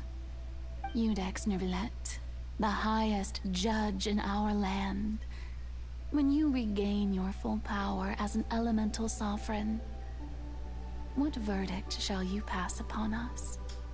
So when I was invited to the court of Fontaine to serve as Iudex, I see now that that was your idea too. At last, I now understand the true purpose behind this position. In the beginning, I was uninterested in human existence. But these 5 centuries of living alongside them have gradually brought about mutual understanding between us. And I have even attempted to feel as they feel. You are a devious one, Focalor. Things being as they are, surely you know that I could never declare them to be guilty.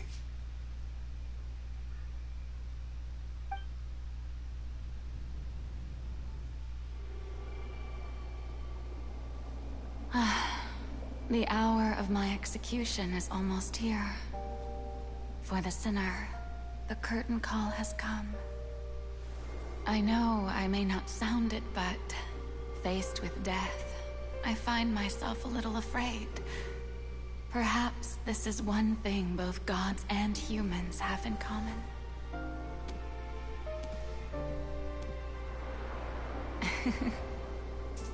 Farewell, Neuvillette. I hope you've enjoyed the part you played these 500 years.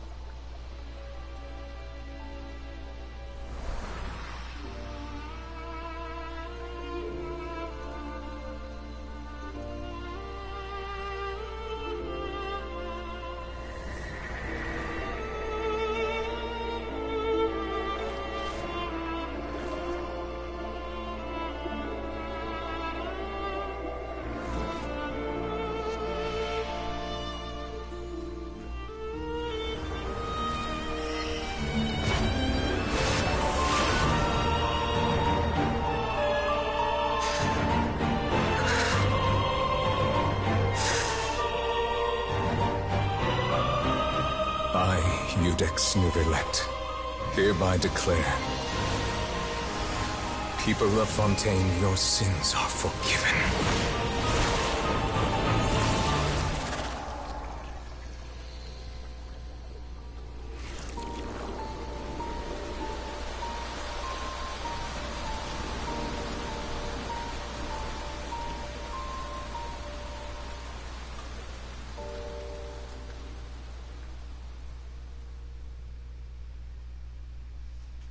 Water comes in many...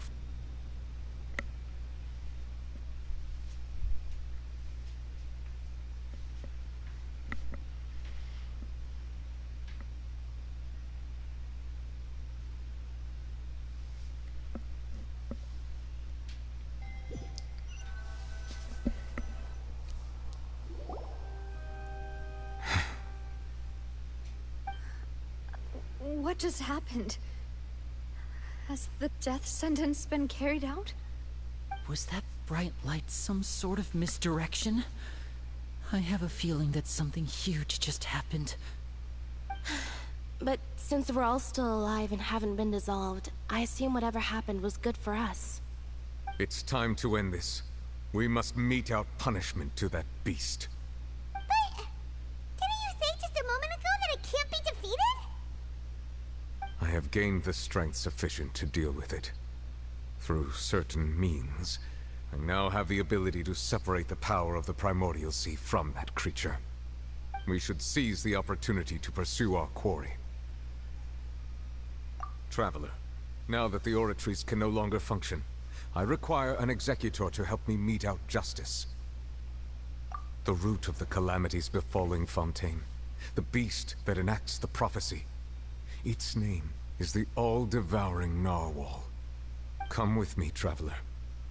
The hour of execution has come.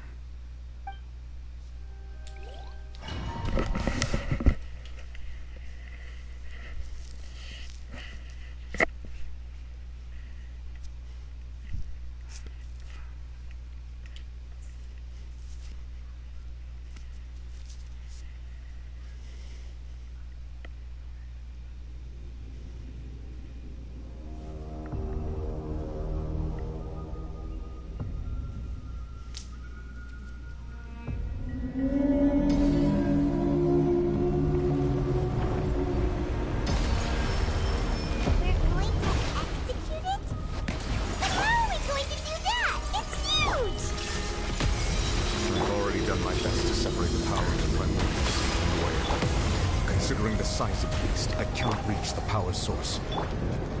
Unless I can find a way to attack it from within, I shall share a part of the ancient dragon's power. We shall look for a way together.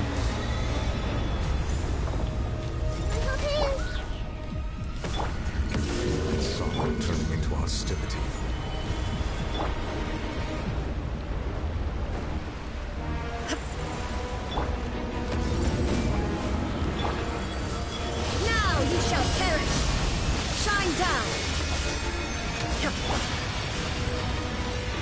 Solidified!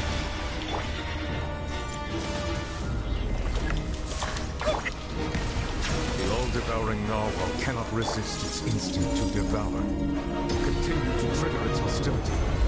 Chance will present itself. Bow your head.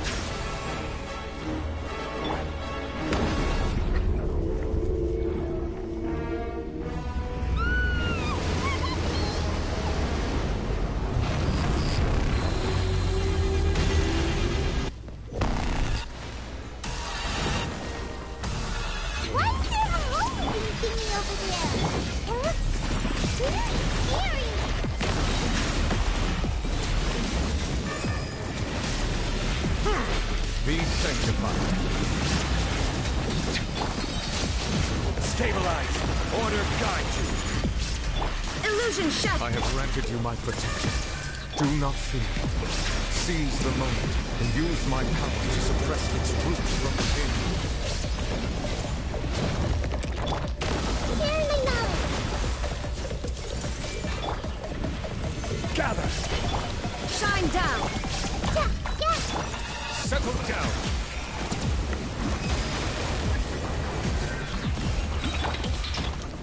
This is order.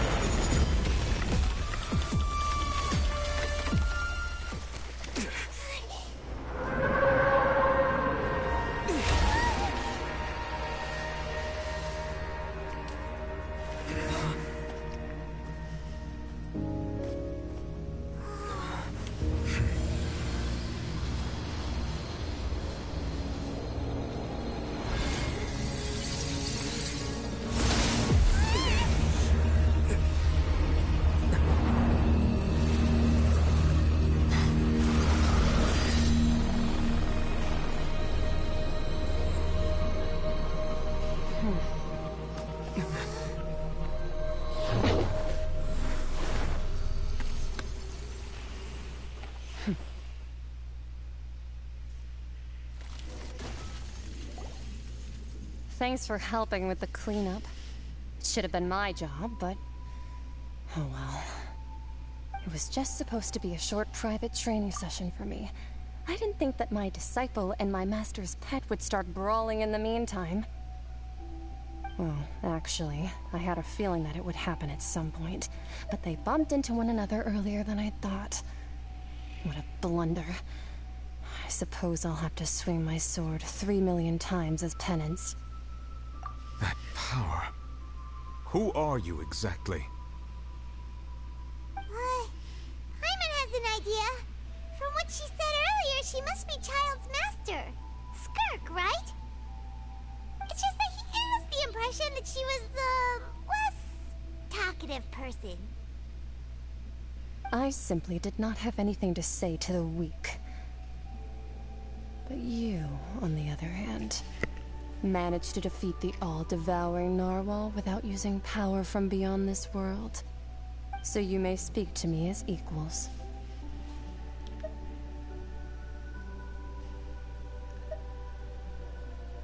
I have to agree. It's a strange use of a planet's primordial waters just to raise an all-devouring narwhal. That kind of power is wasted on it. It's not cooperative. It eats too much. And I have more important things to do with my time than pet sitting. The only thing that creature has going for it is its looks. All in all, it fails as a pet. Miss Skirk? I think you might have missed the point. The point being? Well, being that this pet almost destroyed an entire nation. So what sort of person is your master? Well, Child's master's master. Wait, is that right? Oh, right. So you don't know him. Sorry, I assumed you did. His name is Sertologi. Huh? I am unfamiliar with that name. Huh. So Master isn't sufficiently famous. How should I describe him then? Have you heard of the name The Fowl? The Fowl? Still nothing? Well, how about the Visionary? Vetterfulnir then? Or Gold Rhine-daughter? Ooh, that one we've heard! Rhine-daughter's part of the Hexen Circle. She's Albedo's mom, right?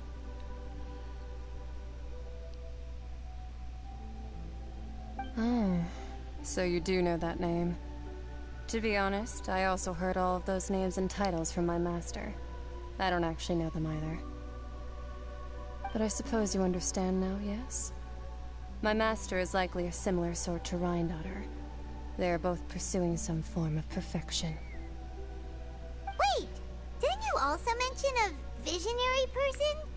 Hyman didn't quite catch their name. Actually, never mind that. I believe it expedient to inform you that the all-devouring narwhal used up nearly all its strength fighting you. Such roiling hydro energies will prove difficult for the planet's deep seas to digest. As such, the fontaine back on the surface has most likely been thrown into chaos. In other words, the prophecy that you've been fretting over should now be in full swing. What?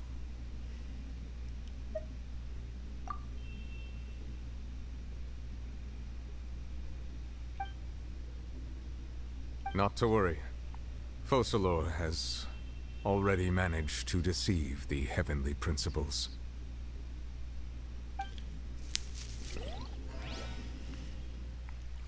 In the end, the people will all be dissolved into the waters, and only Furina will remain, weeping on her throne.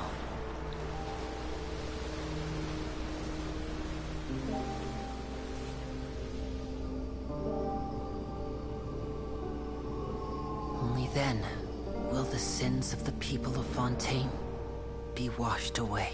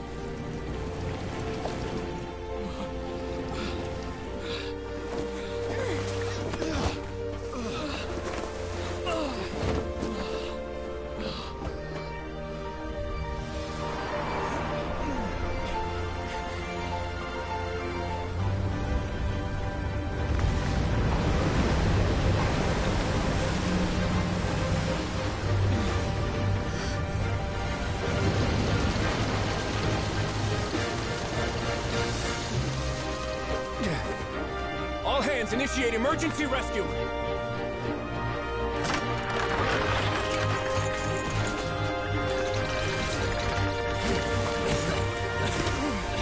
Hurry!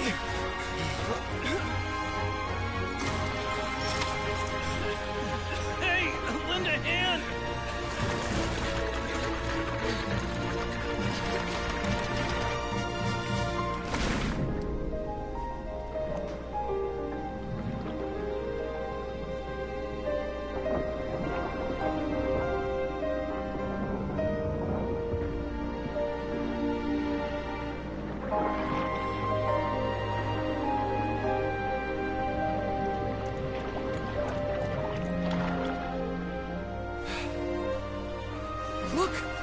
Receding!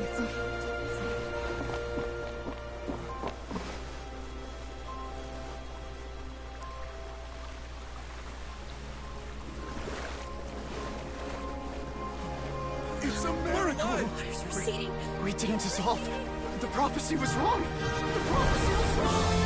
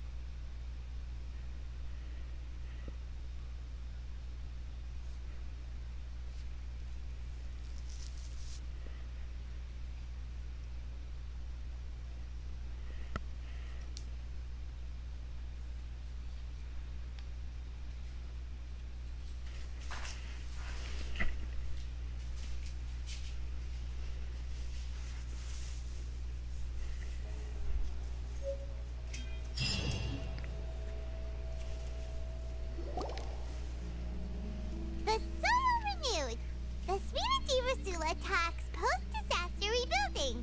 I recently visited Poisson to meet with Miss Navia, spokesperson of the Spina di Rosula. Old soil can still give birth to new bloom, Miss Navia stated. Hope is like seeing a small cookie when you're starving late at night. You just need a little of it. Skyship Winglet, lunar brain of the Fontaine Research Institute. The various disputes that have arisen on account of Mr. Edwin have suddenly become a shield over the Institute, with Jurier turning out to be a once-overlooked hidden gem.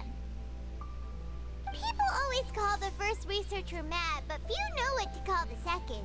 And should that latter person achieve a miracle, they would find it all the harder to find a word with which to classify him and his team.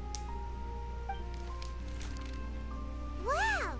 Paimon barely recognizes the people in the reports. Are those really Jurier and Navia? They sound like real big shots. What do you think? Pretty enthralling, huh? The Steambird's idea was pretty simple. With the disaster just having passed, we would print a free edition packed to the margins with good news to calm people down. The value for these big scoops lies in their inevitable follow-ups. We'll publish further reports and go into the stories behind those people. Edwin's assistant, Jurier, created a true flying ship, while Navia is leading people in the reconstruction of their home. I'm sure that these stories could draw even your well-traveled eye. Paimon's curious too! Wait a minute. Didn't we watch everything happen from start to finish? What's there to be curious about? And that's exactly why I'd like you to come conduct interviews with me. You're the best incubators of news, if you haven't noticed. And also, with you around, I'm sure I'll get to see that Duke. Are you sure? Hasn't he turned you down several times already? Oh, this time will be different. Come on! Let's head to Poisson first, and then make a trip to the fortress. There are some things you'll only know when you get there.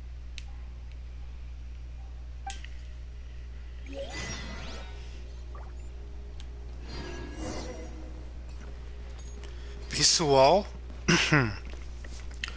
caramba, que foi tudo isso, velho? Que loucura que aconteceu. Aconteceu um tsunami do nada, eles derrotaram a baleia. E quem que é esse mestre da mestre do Tartagra que tem uma baleia gigante como um bichinho de estimação, velho? Provavelmente deve ser os personagens mais poderosos de todo o jogo, né? Que poder absurdo é esse, velho? Tem que fazer a Arconte Focalores aparecendo. Então, como a gente suspeitava, aconteceu a mesma coisa do que aconteceu em Sumeruna, da Focalores acabar morrendo e a outra virando, sumindo no lugar, que aconteceu com a história da Ana Hida. Provavelmente, então, acho que, como a gente suspeitava, a Arconte Hydro tem uma versão mais adulta que aquela com a Focalors, assim como ela que tem a versão Buer. Provavelmente o Vente também deve ser uma versão mais adulta. Mas ela é muito linda, aquela outra Focalors lá. Ela ficou olhando pro Neuvulete, né? Que doideira que foi isso, velho. Deixa eu ver como tá o mapa aqui. É, o mapa ainda tá a mesma coisa.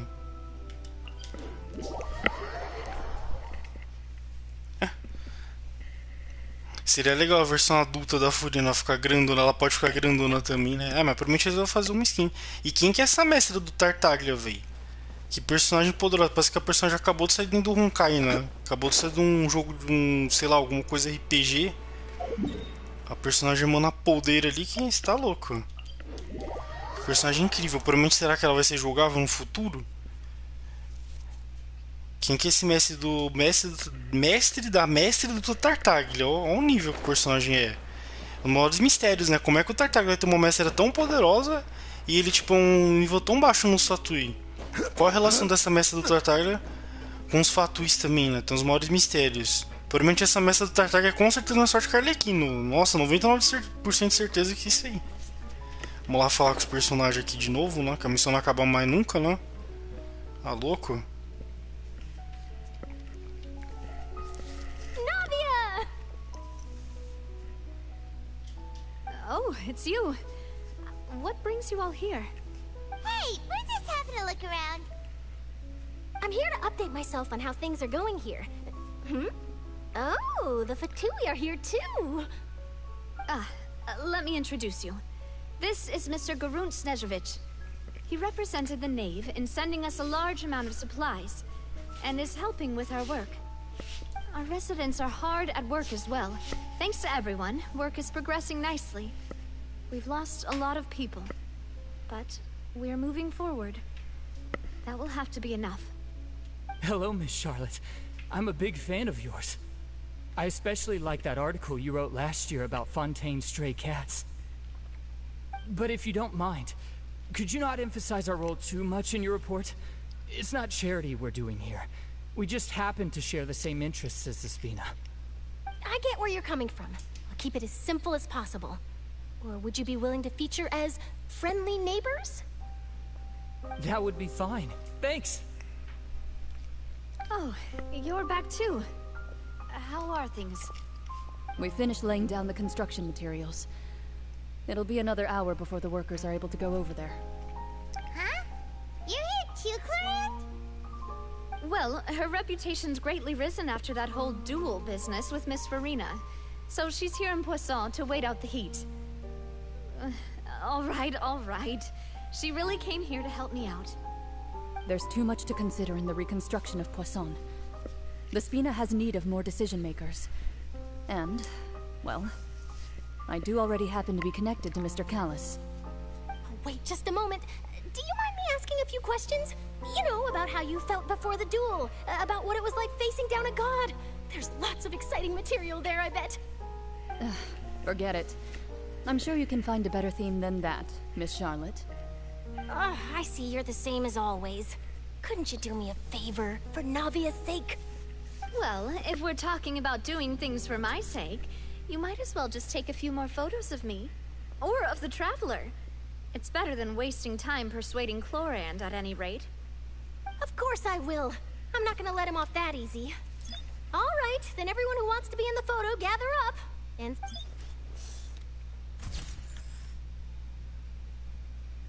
How did it go? Was it a good shot? Did Paimon look cute in it? Not bad. Your addition really helped the composition of the picture. All right, hang on a moment. Let me snap a few more shots.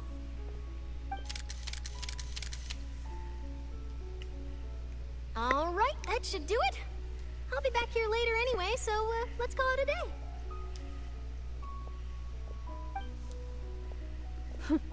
You're very quick. Speed is of the essence when it comes to the news, and freshness is the key. Also, not to brag, but I'm pretty good at building connections. Who knows? I might eventually get that interview with you after all, Miss Chlorand.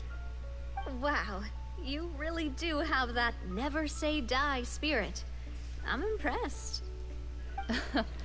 I'll hazard a guess that this is how you got that interview at the Fortress of Meripede. Whoa, you're well informed. Let me make a guess too. I asked Sejouin, who told Monsieur Nervillette, and he told you, right? That's a very complete information chain. In truth, all Monsieur Nervillette asked me was, when did the Fortress become so friendly towards the media? I told him that it was best not to speak too soon. There's no guarantee that Ridesley will make a personal appearance. You're right. I've got to treasure every moment I have with them. In which case, I'll be making a move first. Stay safe now. And tell me if you hear anything interesting. I'll treat you to afternoon tea in exchange.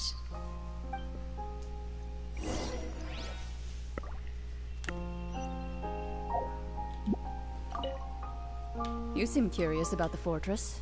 Of course. That Ridesley.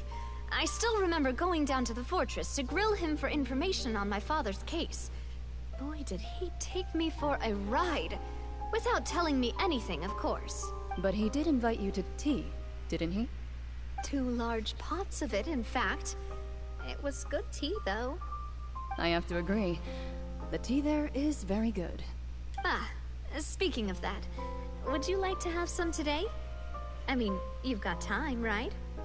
Well, I'd be partial to some shortbread. Wow, it's like we've got a menu or something. Sure. Good. What flavor of biscuits would you like, Mr. Snezhovich? Me? I'm fine with anything. But I would prefer chocolate, should you have it. All right. Leave it to me.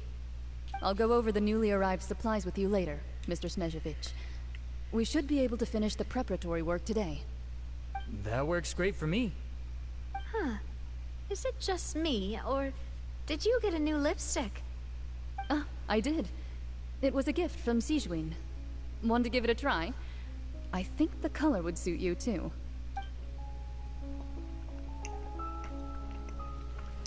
Isso aí já comprova que provavelmente a Clorinda está se relacionando com o Arotas. 99% de certeza depois desse papo aqui. Haha. Esse chá do que a Nave fala é o chá verdade, né? O chá sincero, né? Mas enfim, vamos lá, parar de pensar besteira. Mas 99% de certeza que eles estão se relacionando mesmo, tendo relação. Com certeza, depois desse diálogo aqui, que nada revelador, né? Mas voltando, vamos lá pra Fortaleza. teleportar pra Fortaleza direto. Essa missão já tá quase acabando. Nossa, já tô dando 2 horas de live, velho. Caramba, que missão longa. Isso que eu tô na parte 3 já. Eu pensava que isso aqui ia acabar em menos de 1 hora.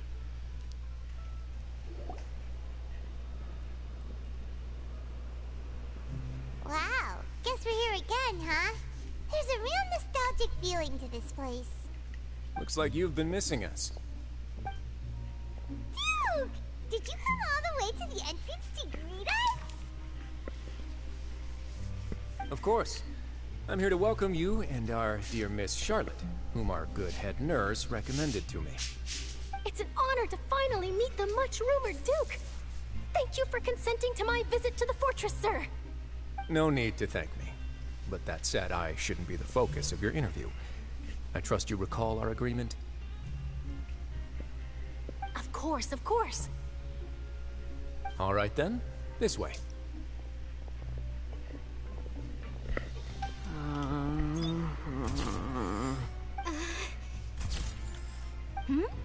Hey, no need to be so nervous. I've already taken all the photos we need. Miss Charlotte, do these pictures really need to be published on the cover of the Steambird?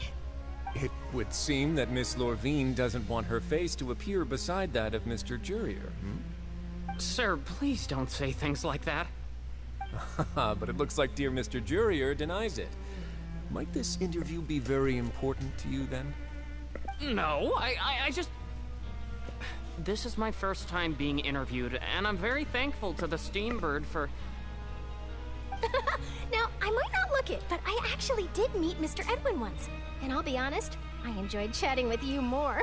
You've definitely got more of that genius vibe going on. The boat that brought about a miracle, the ark that saved the people. Why, you recreated a myth back there, like an emissary of legend. Still, if I might ask, where's that flying ship now? Huh. Looks like Charlotte's trying to get herself another exclusive scoop. I have to apologize, but that ship is presently in the bowels of our factory. I'm afraid it won't be easy for you to get a shot of it. Really? Well, then in that case, could I have an interview with you to make up for that loss?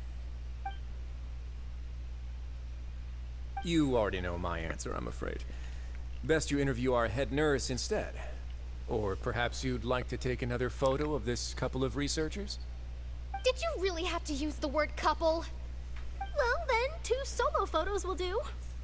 Is my hair messed up? Please, someone help me have a look. Things sure are getting pretty lively here. We've seen this kind of thing before. Oh, seems like everyone's here. Would any of you like to try this new drink I came up with? Ah, Sejam. Hey, Miss Charlotte. Why don't you, take some pretty photos of our head nurse? Sure. Come on, Miss Sejam. Over this way. Let's find a brighter spot. Huh? Sure. Do I have to smile? So, how have things been at the fortress? Same old, as you can see. Fontaine's undergone some changes, but this place is still more or less the same. Other than that flying ship, it got a tad too much attention, I think. That's why I decided to let the interview go through. We should direct more public opinions toward the behind-the-scenes heroes. Am I right, Mr. Jurier? Miss Lorvine? You're too kind, sir. I believe that you too should have your day in the sun. Not that you would want that, which is a pity. I'll just leave the spotlight to you two.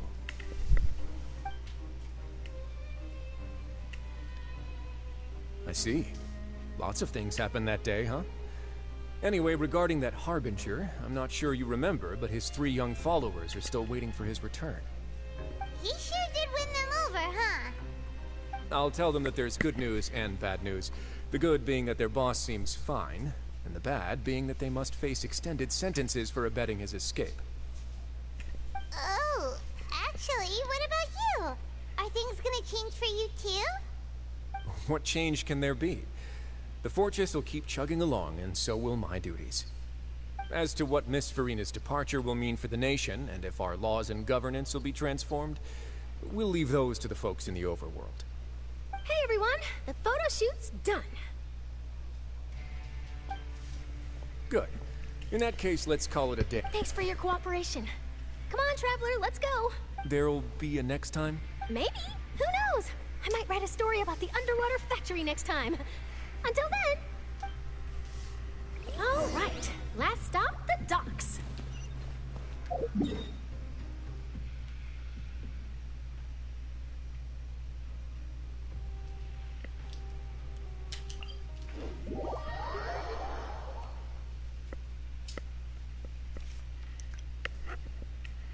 É engraçado que o Orochi ele tá zoando os dois personagens ali, mas ele não tá assumindo a relação dele com a Clorinde, né? Esse ele não tá assumindo, mas fica metendo louco nos outros, né? Meu Deus, ainda estamos aqui. Final, agora que chegou o final. Mano, essa missão aqui é muito longa, velho. A missão mais longa desde Sumeru, que foi a de 5 horas de live que eu tive que fazer. Na loucura de Sumeru. Ó, porque se foi mais ou menos 2 horas, quase 3 horas na primeira, mais uma na segunda parte. E mais essas 2 horas e pouca na terceira, juntando tudo foi quase assim, ó, 7 horas de missão. É muito tempo, você tá louco.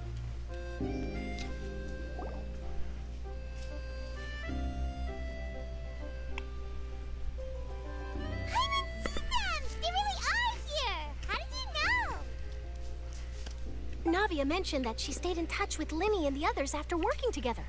Apparently, they've been at the docks distributing these strange pockets the whole time since. Traveler, Paimon. Ah, and Miss Charlotte, too. Would you like a magic pocket? What sort of gadget is it? It's a wondrous bag that can be used to carry many things. The water level has returned to normal, but if you see any of your things floating around, you can use this to carry them.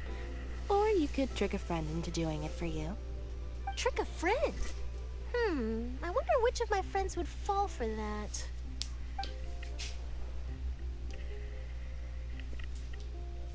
You could just make a friend like Fremine here. Isn't that right, Fremine?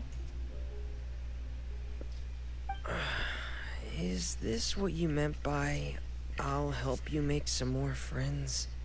To be honest, that sounds pretty sweet. Could I have your contact, please? Sure. Please, write down my address. You sure are working hard to help Fremine socialize.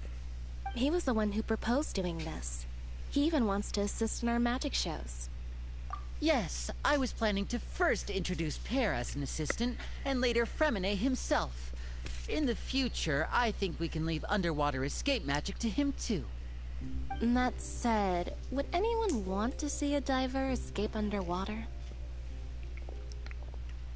Oh, it'll work out. Every journey begins with the first step. He'll become a part of our show eventually. Lynette, could you come over? Miss Charlotte says she wants to take a picture of us. Got it.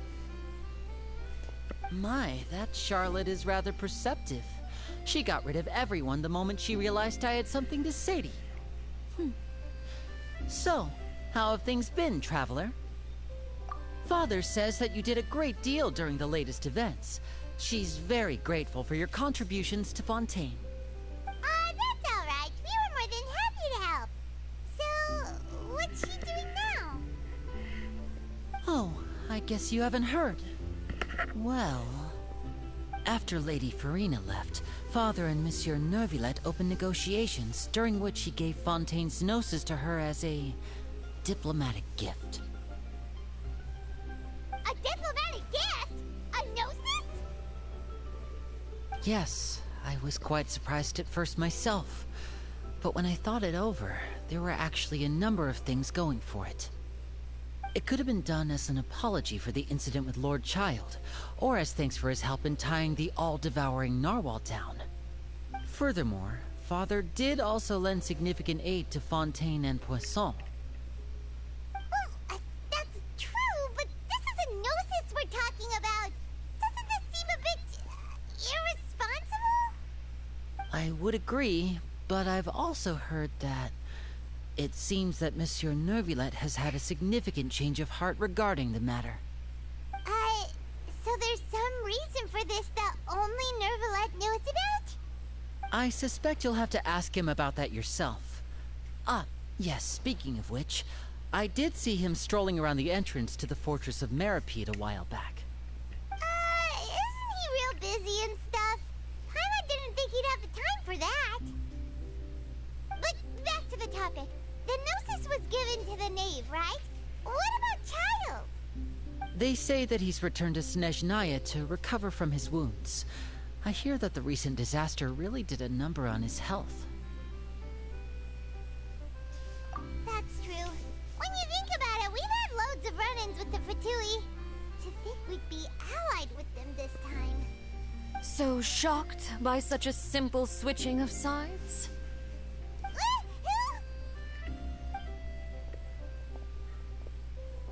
Father!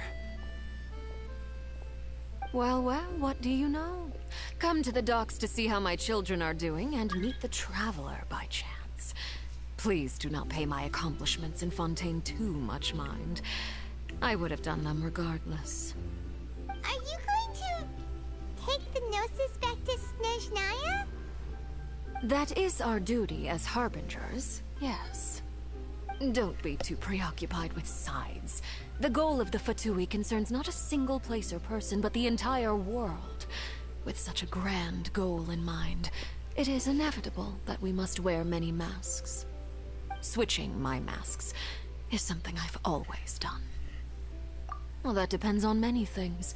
No one truly knows what the future holds. What good is honesty if you can't rely on it forever? As for you, I very much look forward to our next collaboration. Good things cannot be achieved alone, and you've proved yourselves to be great partners. A vision? All right. I'll remember to return it. Thank you for keeping it safe for him this entire time. And that's a wrap for me.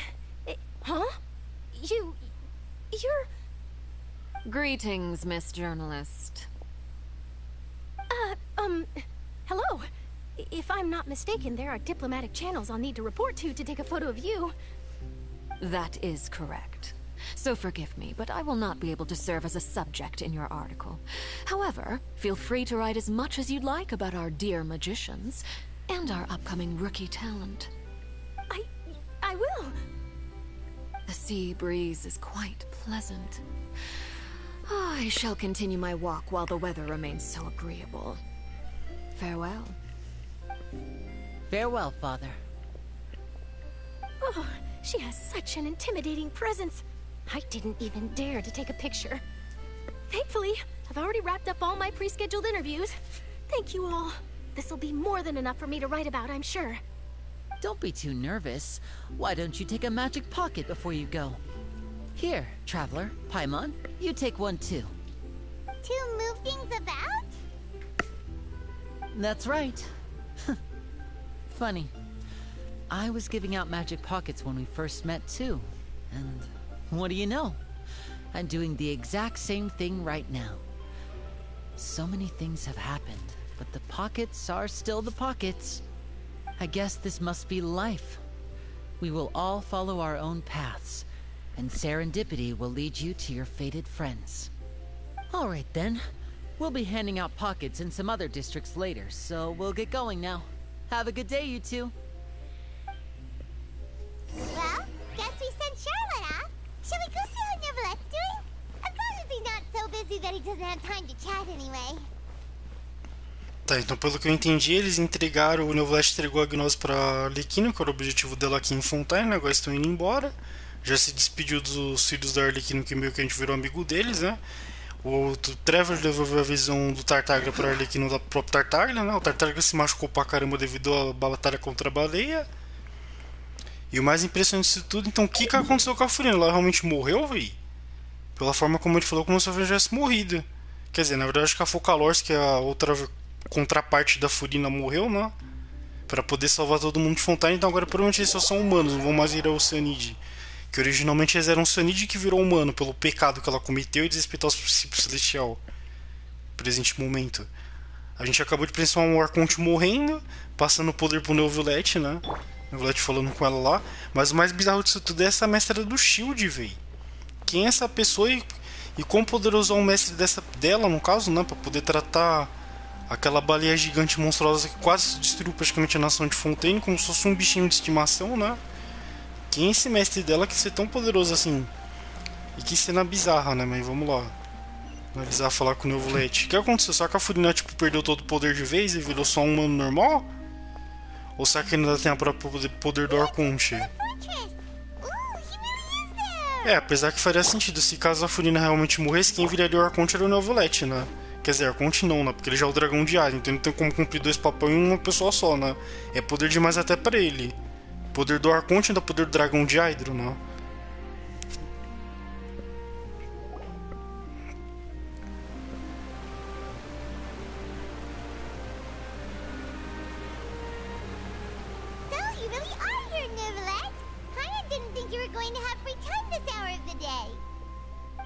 Really? Oh, I suppose you must have met Mr. Linney. He took the time to greet me earlier when he passed this way. In any case, you came at a good time.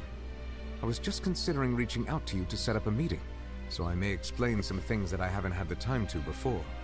Aw, Paimon's glad that you remembered. Thank you for keeping us on your mind, what with you being busy and all. Alright, let's have it then. How was Fontaine actually saved? The whole business is still quite the mystery to us. It is strange how words can often leave a bitter taste in the mouth when it finally comes time to say them out loud.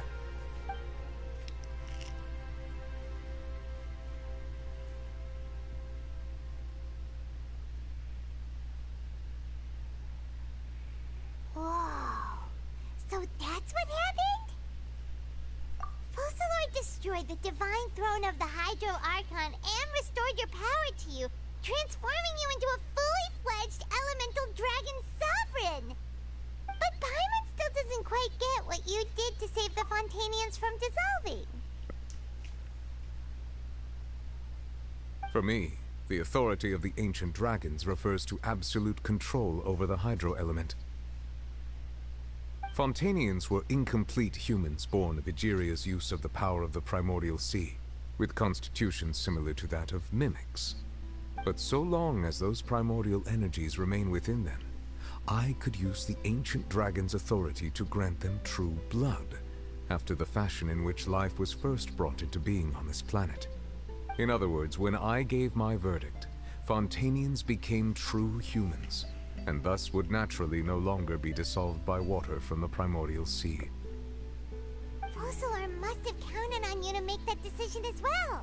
Your verdict was the key to making the prophecy appear to have come true while saving everyone. Yeah, and in a manner of speaking, Focalor finally managed to fulfill the original Hydro Archon's wish to turn Oceanids into real people too! It seems from your expressions that you still have more things you wish to ask. Ask away. I will tell you the truth as I know it. I have investigated his case along many avenues, and I have learned that he once fell into an unknown chasm when he was young. There, by chance, he awakened the all-devouring narwhal. But whether it be by sentiment or reason, that should not have been enough to consider him the root cause of the disaster. At most, he would have had tangential liability. As for the judgment passed by the Oratrice during the trial, whether it was due to that liability by association, or Focalor deliberately using him to buy time for us on the assumption that he would be able to hold the creature off, I cannot say. Guess Focalor had Fontainians in mind the whole time.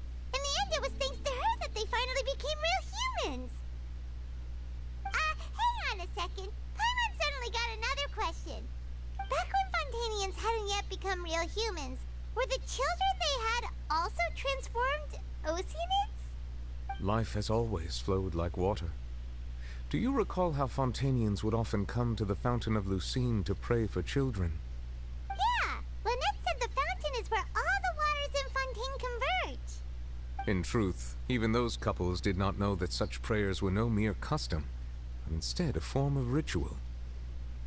Those Oceanids who were blessed within the spring water would later descend as new humans in the coming months.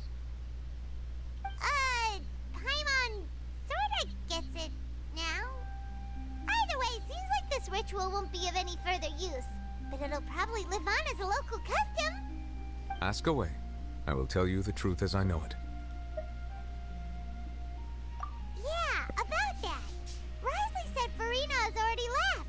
What's that all about? Ah, Lady Furina. The people are only aware that her death sentence has not been carried out. She abdicated the post of Hydro Archon and left affairs related to that title to me, before leaving the Opera House.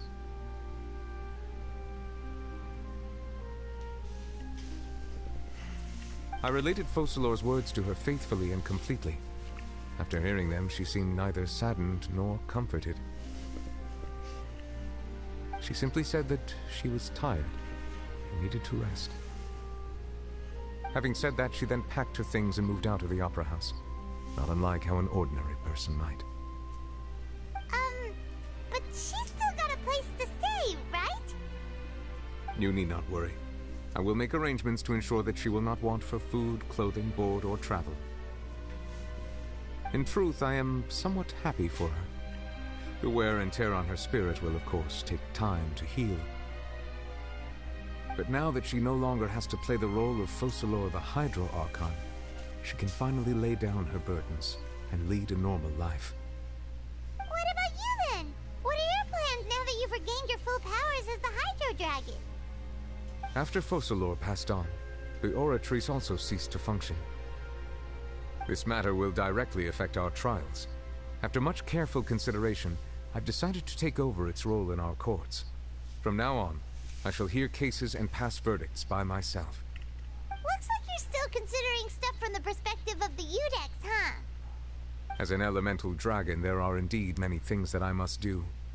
But this power and this duty, in a manner of speaking, you could say that both were granted to me. As such, before I attend to my other responsibilities, I must first and foremost continue to serve Fontaine as its highest judge. The duty of the Hydro Sovereign and the duty of the Udex shall coexist within my person. Additionally, the Hydro Archon's departure has brought about another problem, which is that the Opera House shall no longer produce indemnitium. That's true. That power was derived from the people's faith in the Hydro Archon, wasn't it? Wait, but the various mechs and machines in the city are all still okay. Where are they getting their energy from? As I am now, I have full command over New Musia, and it can serve as a complete substitute. Another reason why I cannot quite leave Fontaine immediately. Wow. This ancient dragon's authority stuff is really quite useful, huh? Ask away. I will tell you the truth as I know it. Oh, that's right! They say you've given it to the knave as a diplomatic gift or something! Leaving aside their intentionality, the two Fatui Harbingers have indeed done much for us during this crisis. Their sole remaining goal in Fontaine, at least at this point, would seem to be the Gnosis. The Oratrice has ceased to function. The Hydro Archon's divine throne is now no more, and I do not need the Gnosis's power. As such, it has lost all meaning for Fontaine. If the Fatui have impure designs, we might as well accede to their request now, and avoid unnecessary conflict. What complicated considerations! Paimon thought you were just giving it to them out of gratitude to the knave and as an apology to Child. Ask away. I will tell you the truth as I know it. You will soon be heading to Natlan, I presume?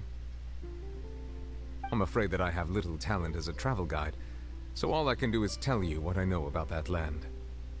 As far as I'm aware, Natlan can be said to be a nation of dragons.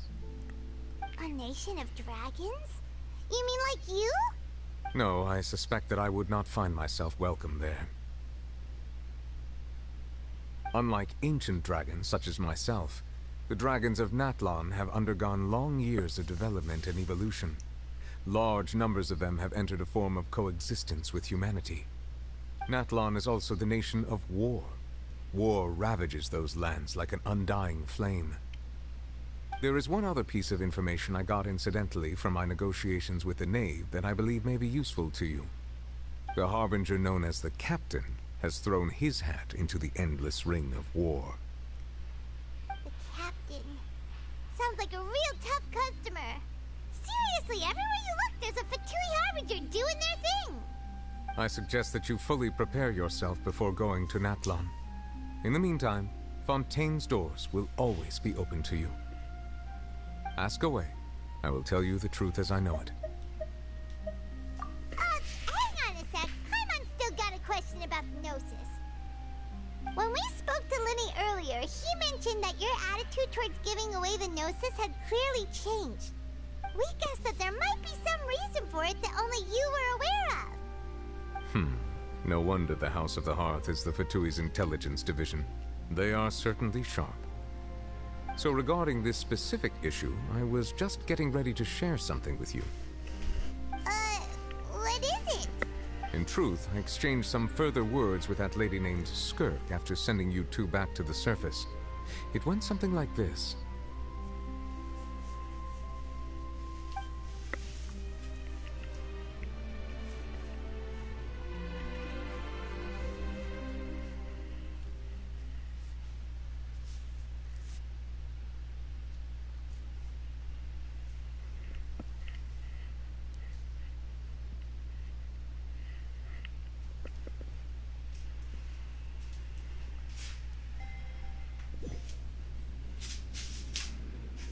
Well, we're going to head topside to see what's going on. You hurry over soon as well, all right, Nervalet?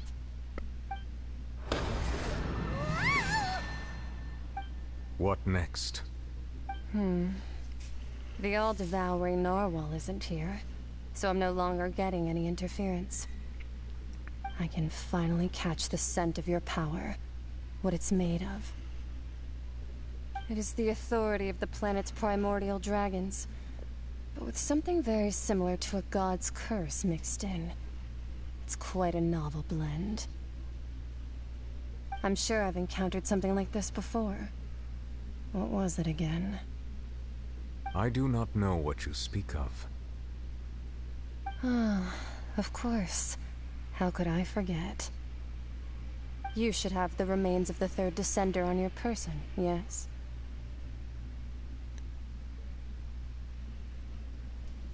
Remains? I've never heard of any such thing. According to your parlance, I believe it may be called a gnosis. Well, that much is true. After Focalor's divinity faded, she handed her gnosis to me. But I fear I have never heard of it described in the manner that you just did. I've been training with my master, the Foul, ever since I was young, and I have never returned to the surface since. So most of the information I possess, I got from him.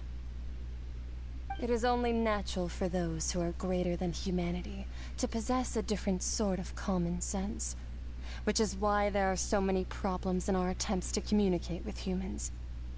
Regardless, you should probably get rid of objects of misfortune to prevent any disasters from befalling you. To live in itself is a blessing, but once a person dies, the bonds he once had with this world shall all turn to curses. What do you mean by that? No need to fret. These are just my personal thoughts, and my reason for no longer wishing to return to the surface. This third descender you refer to, who are they? And when did they die? Master never mentioned them to me. Perhaps it just wasn't that important for me to know. If you're interested, though, I could ask him. I'll be sure to pass the answer on to you next time. Next time? You believe we will meet again? I do. Wait. I have a disciple of my own, don't I? He can be the messenger, then.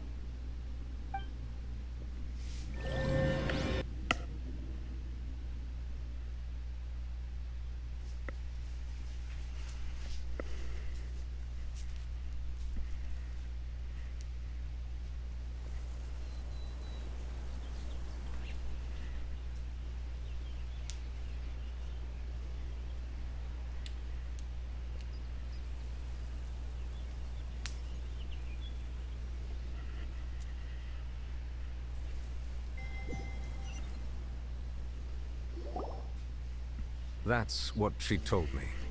Whether it would prove useful or not, I wanted to pass that information on to you. The remains of the third descender?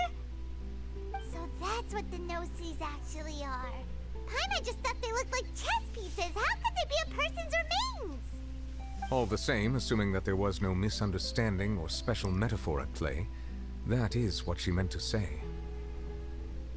And she said that it would bring misfortune and that you should check it, which is why you gave it to the Fatui. If she speaks the truth, then I would simply be putting Fontaine at unnecessary risk by keeping it here.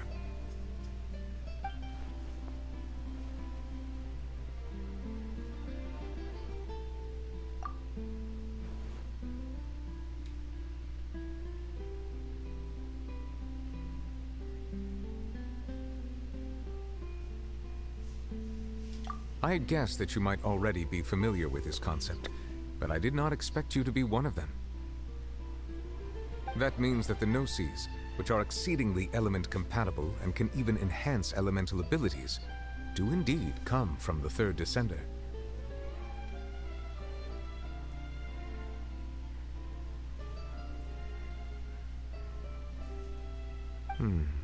I wonder, does your body also possess similar properties? Like being able to use elemental powers without a vision. That does sort of count as special compatibility, right?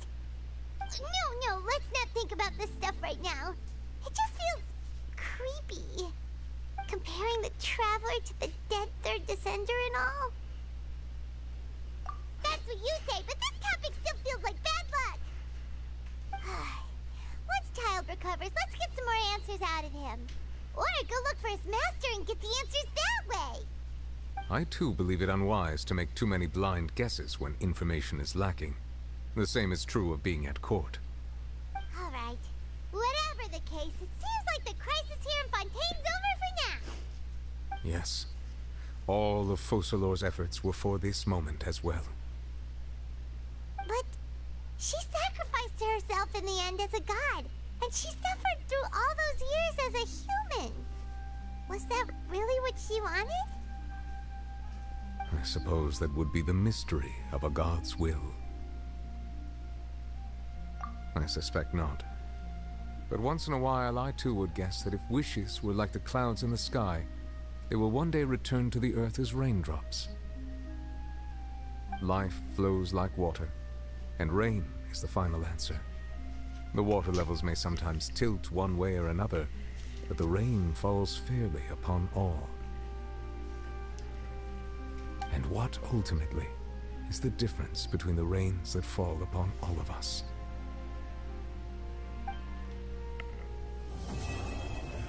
Caraca, que missão longa e que missão maluca, mano. Mas foi muito da hora de fazer. Finalmente acabou. E que homem que é o Neuvillette, mano. O Neuvillette é um personagem incrível, velho. O dragão de Hydro recuperou o poder e ele assumiu o trono, praticamente, no lugar da Arconte. Pelo que dá a entender, então acho que os Arcontes são mais fortes que os dragões mesmo. Pelo menos eles devem estar, tipo, muito palha a palha ali. E ele não consegue entender o poder, o negócio da sabedoria dos deuses lá, né?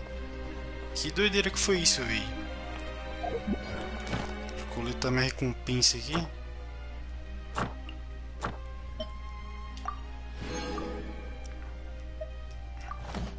Eu acho que acabou a parte de Fontaine lá. Provavelmente então a Furina tá que nem o Zhongli, pelo menos, né? Ou próximo que o Zhongli é atualmente. O Ai, enfim, eles são tudo nerfados, o Arconte. Mas mesmo assim, acho que a Furina continua sendo Arconte, porque a única coisa que morreu foi a contraparte dela, que nem a contraparte da Fischl lá, que era a versão do mal da Fischl. A Focalor é a contraparte, só que mais poderosa da própria Arconte, que é a Furina. Só que a Furina provavelmente ela deve ter praticamente saído fora para poder descansar um pouco a mente dela, que depois de tudo que ela passou, provavelmente ela deve estar tipo descansando, se recuperando. Mas algum presente, um momento no futuro, ela pode acabar voltando como a Arconte Hydro mesmo, né? Porque ela é a Arconte Hydro ainda, mesmo sendo a contraparte mais fraca, vamos dizer assim, da Arconte Hydro. Mas ainda é Arconte, né? Que doideira que foi isso? O que tem aqui para liberar? Para liberar já a missão dela. Pequeno Cianide. Osmanthus wine Eu esqueci de recuperar minha vida, peraí, tipo... Ah, eu tô com o Neuvillette e o Neuvillette. Ah, por ter It seems from your expressions that you não era still pra have falar more. com Ask ele. away. I will tell you the truth as I know it. Todas essas I informações... suggest that you fully prepare yourself. Ah, uma coisa legal que ele falou sobre as informações de Nathan lá. Que pelo que eu dei a entender, ele não falou nada do Arconte para até o presente momento. Ele só falou que o capitão não está envolvido com o ciclo de guerra. Então provavelmente o capitão vai ser o próximo fato que a gente vai acabar conhecendo, né? Agora, quem será que é o Arconte Pyro? Que ele não falou nada sobre o Arconte Pyro, ele só falou que a nação tem guerra. Nossa, tem muito personagem, tem esse personagem muito poderoso, que nessa mestra do Shield aí, hein? Que personagem poderoso do caramba que ela é, véi. É, acho que no Fontaine então só vai ter isso aqui, não. Acho que provavelmente ainda vai abrir mais coisa pra frente aqui, né? Alguma DLC pra conectar essa parte com Monster, né? Que faria sentido. É, eu sabia que Fontaine seria uma coisa mais curta porque a Fontaine faz referência à França, né? E a França é um país menor no caso dos da Europa lá. Quer dizer, um país menor não, um dos países não tão grande assim, vamos dizer assim. Eu acho que ainda deve abrir mais alguma outra coisa pra lá. Pra poder conectar um lado com o outro, né? Que faria sentido pra caramba. Por isso que as duas nações são vizinhas. E por isso que Monster e o Coisa são... Eu só fico triste pela Focalor. Coitada da Focalor não. Coitada da Furina, né? Ela no final só acabou se lascando. Eu teve que pagar o pato no final. Toda essa loucura que aconteceu. E pelo egoísmo da outra contraparte dela mesma.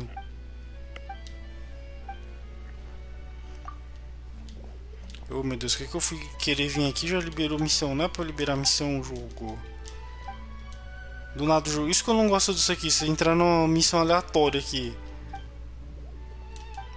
Caraca, velho, eu quero finalizar um negócio. Deixa eu pular esses diálogos aqui. Que raio de missão que é essa aqui? Eu só queria pegar minha recompensa. Meu Moura. Tem um cara discutindo um camelozinho aqui.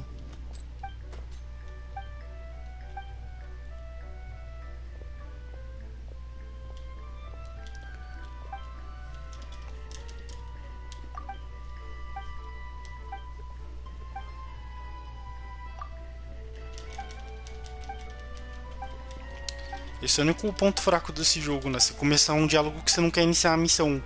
O jogo não te dá opção. Se você entra num lugar, já inicia direto, sem um prévio aviso, né? Sem perguntar. Deixa eu pular esse aqui, que isso aqui deve ser missão de mundo, provavelmente, né?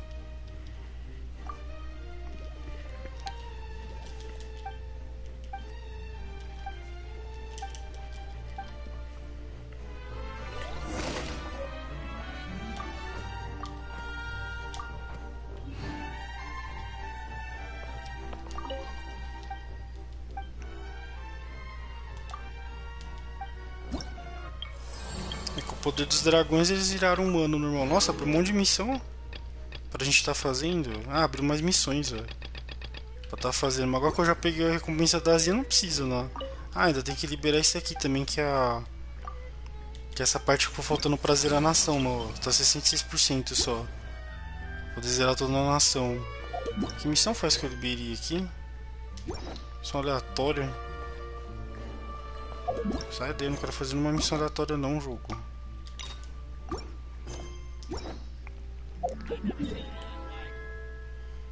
Ok, vamos lá farmar um artefato antes de eu finalizar pra zerar. Rapidinho.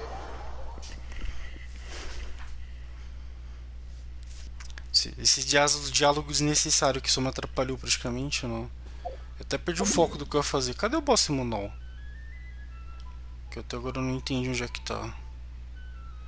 Ah, tá aqui. Ah, achei um dos boss já. Ah, tem um boss pra cá, ó. Olha ele aqui, esse aqui é o boss da Furina lá, meia tupa. Deixa eu ver onde é que tá o outro, que é o semanal. Provavelmente ele deve estar aqui, ó. Que eu não gosto do domínio, né? Calma. Ó, domínio dizimado, tá bom jogo, eu já sei. Calma aí, deixa eu ver, não, esse aqui é o normal, esse aqui é o outro, não. Casa Dourada, Árvore Dragão Oculto, Cadastro da Rainha, Oficina Júlia. Ah, provavelmente eu devo ter que desbloquear esse aqui. Sombra de Outro Mundo? Ah, aqui que tá esse boss, ó. Achei. Nossa, tá aqui do lado do negócio. Que fácil que era pra achar. Como é que eu não vi isso aqui? Liberou pra gente já, tá fazendo. Ó, o boss semanal que é essa baleia do Tartaglia lá. Baleia do Tartaglia. Esse aqui é o... Finalmente a gente tem o terceiro lá disso aqui. Que é do Protótipo Território Central. Agora é ele ou a Pepe, que é a baleia... É a baleia, o Apep e o escaramuche que a gente pode estar fazendo, que é Sumir e Fontaine, que é o território central. E ele tá bem aqui do lado, bem fácil de achar. Ok, aquele ali eu tenho que desbloquear ainda. Vamos lá fazer o... Eu acho que amanhã eu faço isso aí. Deixa eu vir aqui farmar rapidinho os artefatos pra poder farmar, né? É, pode ser essa equipe aqui, pode ser uma equipe com a Kokomi também. Ah, vai skip mesmo, tô com preguiça de pensar. Depois de todo esse tempo. Essa missão demorou demais, tá louco, mano. A missão demorou pra caramba. Isso que eu tô na parte 3 aí. Se eu tivesse separado em cada level de 2 horas, o total seria mais ou menos umas 6 horas de missão. Ou quase 7 horas, brincando. Isso se eu fosse direto, não.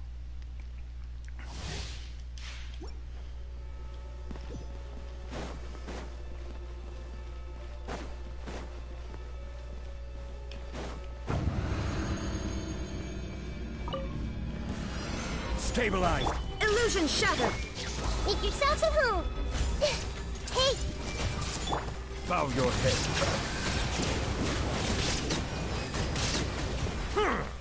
The tide's beckon.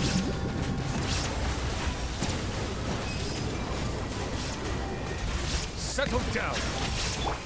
Torn to oblivion. There is no escape. I see everything.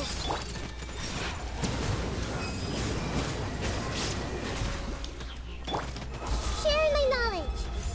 Everyone hold hands. Gather. Illusion shattered. Order guide you. Silence.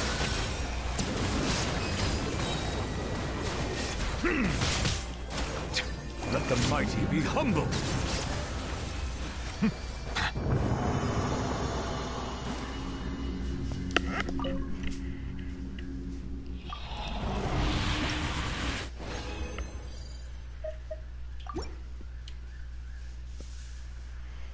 É, como eu já teorizava que alguma coisa assim ia acontecer deles destruir a máquina, aquela Oráquina, aquela máquina doida lá, e que a Arconte, quer dizer, que a verdadeira não, que a outra contraparte, que era a verdadeira Arconte que a Focal estaria dentro, faria muito sentido. Mas esse final foi bem interessante, eu só fiquei com pena da Furina, que teve que passar por todo o sofrimento aí. E que ao longo de 500 anos é muito tempo, isso é doido. Todo esse tempo e quem se lasca só foi a Furina. There is no escape. Hey!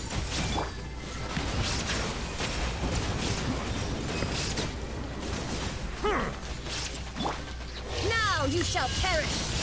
Illusion shattered! The Temple of Wisdom! I see everything! I will have order! Stabilize! Settle down!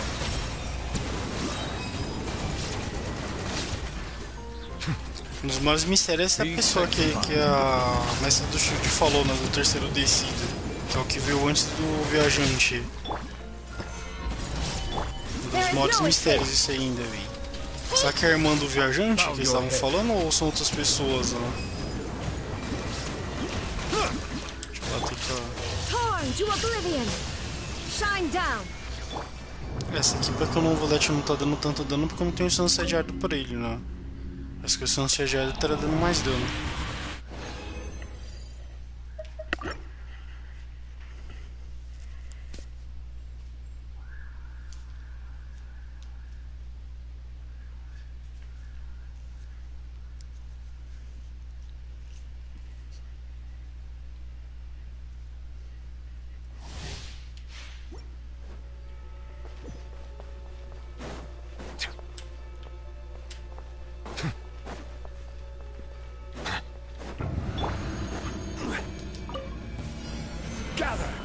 There is no escape! Make yourselves at home! Everyone hold hands! Settle down!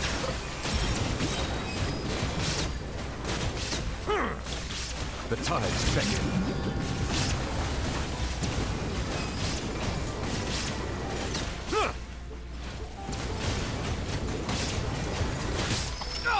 Order guide you. Stabilize. Shine down. Bow your head.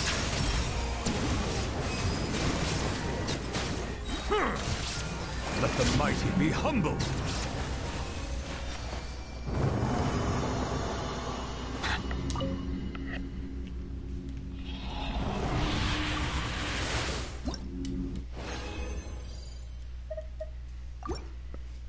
Só mais um pra fechar. Esses 80. Acho que eu vou fazer o boss, no caso, fazer os dois boss. O boss da Furina e o... já vou fazer o semanal de uma vez. Faz os 3 direto, mano. Que é o escaramucho, a Pepe e essa baleia maluca aí. Baleia do Tartarga.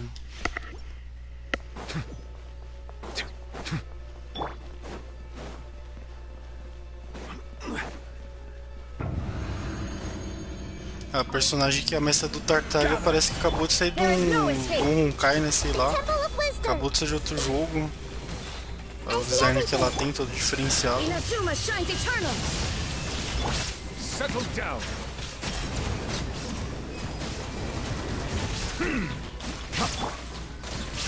Stabilize. Illusion shattered. Everyone hold in. Silence. Be sanctified. This is order. Make yourselves a room. Hey. Shine down. Torn to oblivion.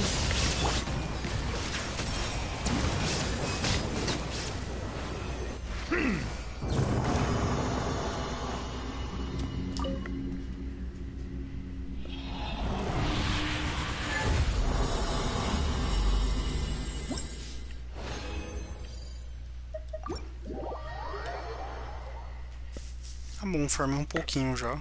Tá bom. Deixa eu ver que hora que é agora. É, na hora de desligar e dormir. Tá muito tarde já. Haha. Caramba, eu não imaginaria que ficaria tão longo esse negócio. Eu tô morrendo de sono e tô gravando aqui pra vocês aí. Mas a gente volta aí. Que já tá muito tarde.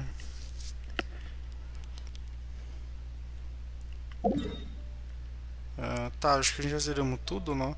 Aí na área aqui da área nova tem uns negócios da focal, mas depois eu pego isso aqui. Da Furina. Que é uma flor que tem pra cá também, ó, que aqui tem bastante flor. Que é o da Furina lá. A gente farma.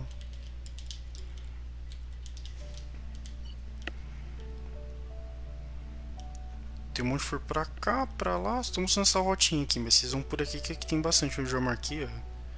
A flor dela tá toda ao redor disso aqui. Tem uma missão do mundo ali disponível pra gente tá fazendo, né? Deixa eu ir lá na fonte do sim lá pra aproveitar. Eu só vou ver se eu consigo sacrificar, oferecer uns negocinhos, pegar mais um pouco de gema, que eu acho que eu vou tentar dar o tiro no banner. Só para... Acho que é menor essa tudo 7. Deixa eu ver se eu oferecer. Vou oferecer um pouquinho. Vamos lá.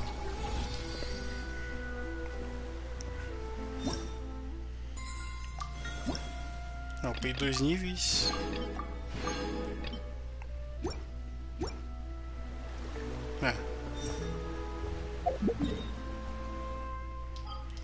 Tá, deixa eu ver um outro local. Pode ser nessa estátua do 7 que é nova pra cá, que eu tiro daqui. Provavelmente essa parte do porto vai estar conectada com o Monster, né? Nas maiores mistérios é essa área aqui, ó. Que tá desde o início do jogo, né? Pra gente poder explorar essa área daqui, ó. Tá, vamos para essa estátua daqui da nova área.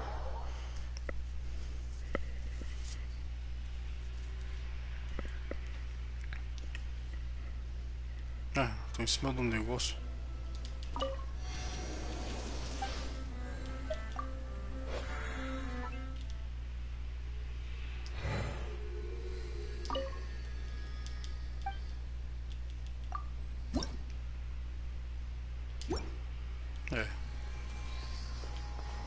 Tá bom.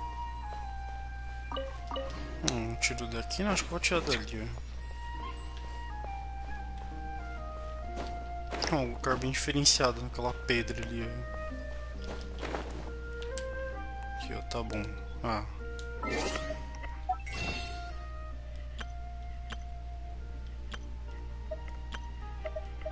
Ah, o pacote foi aqui pra dentro, né? Tá, eu tô com o que aqui?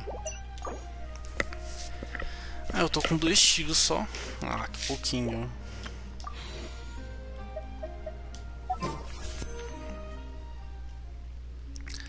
Eu tinha pegado um tiro. Nossa, onde que eu peguei esse tiro que eu nem lembro?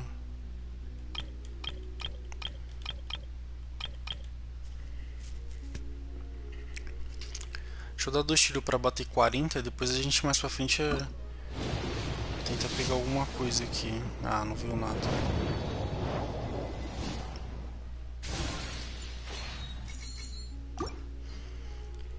Que eu tava acho que no 37. Ó, deixa eu dar mais um. Umzinho só pra bater os 40. Pronto, 40.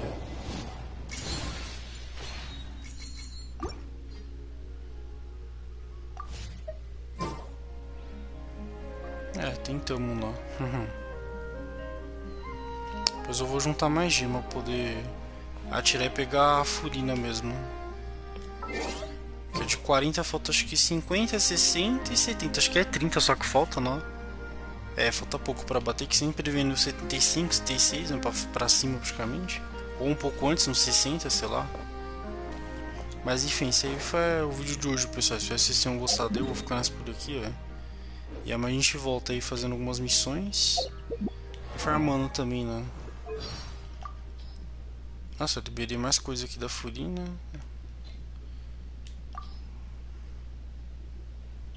I was once advised to wear a... Now the curtain has finally fallen on her performance. The character she portrayed was an... Já liberou bastante coisa pra ele aqui.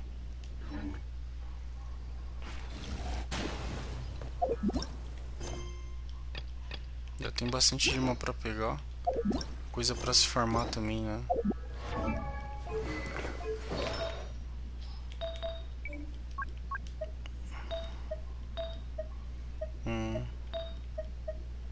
Ui, abriu de páreo. Só se um de Hydra ou não. Ainda não abriu. Deixa eu ver o outro.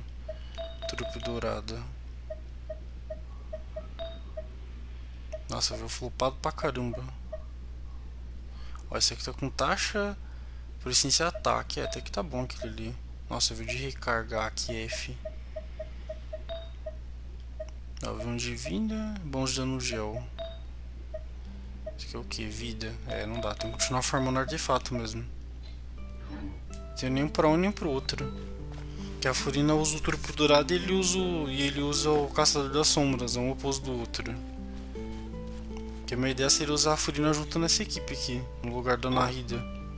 Ele era um terrificamente carregado com o Violette, os dois juntos lá. Ah, isso aí.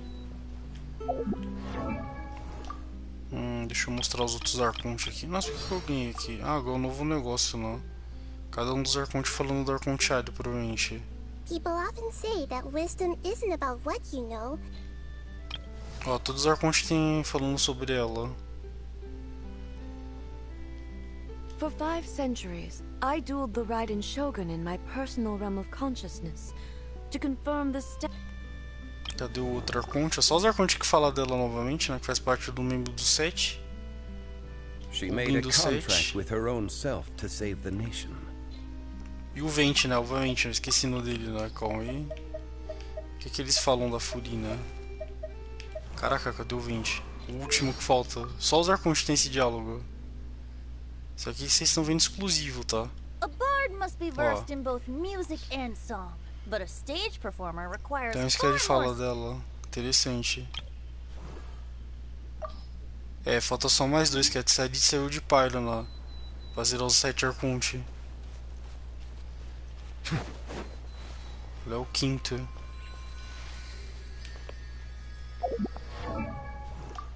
Será que os dragões vai falar dela também? Quando tiver mais dragões, além do próprio Novolete, ainda tem mais 6 dragões, né? Que ele é o de Hydra, mas ainda falta o resto dos dragões. Que seriam as da Hal, a Pepe e todos os outros dragões. E se o jogo fizer os outros dragões também, que aí seria bem maneiro ver o resto dos dragões. Provavelmente eles vão falar dela também, né, dos Arconte. Mas enfim, deixa eu lá. Falou pessoal, tchau, tchau, valeu.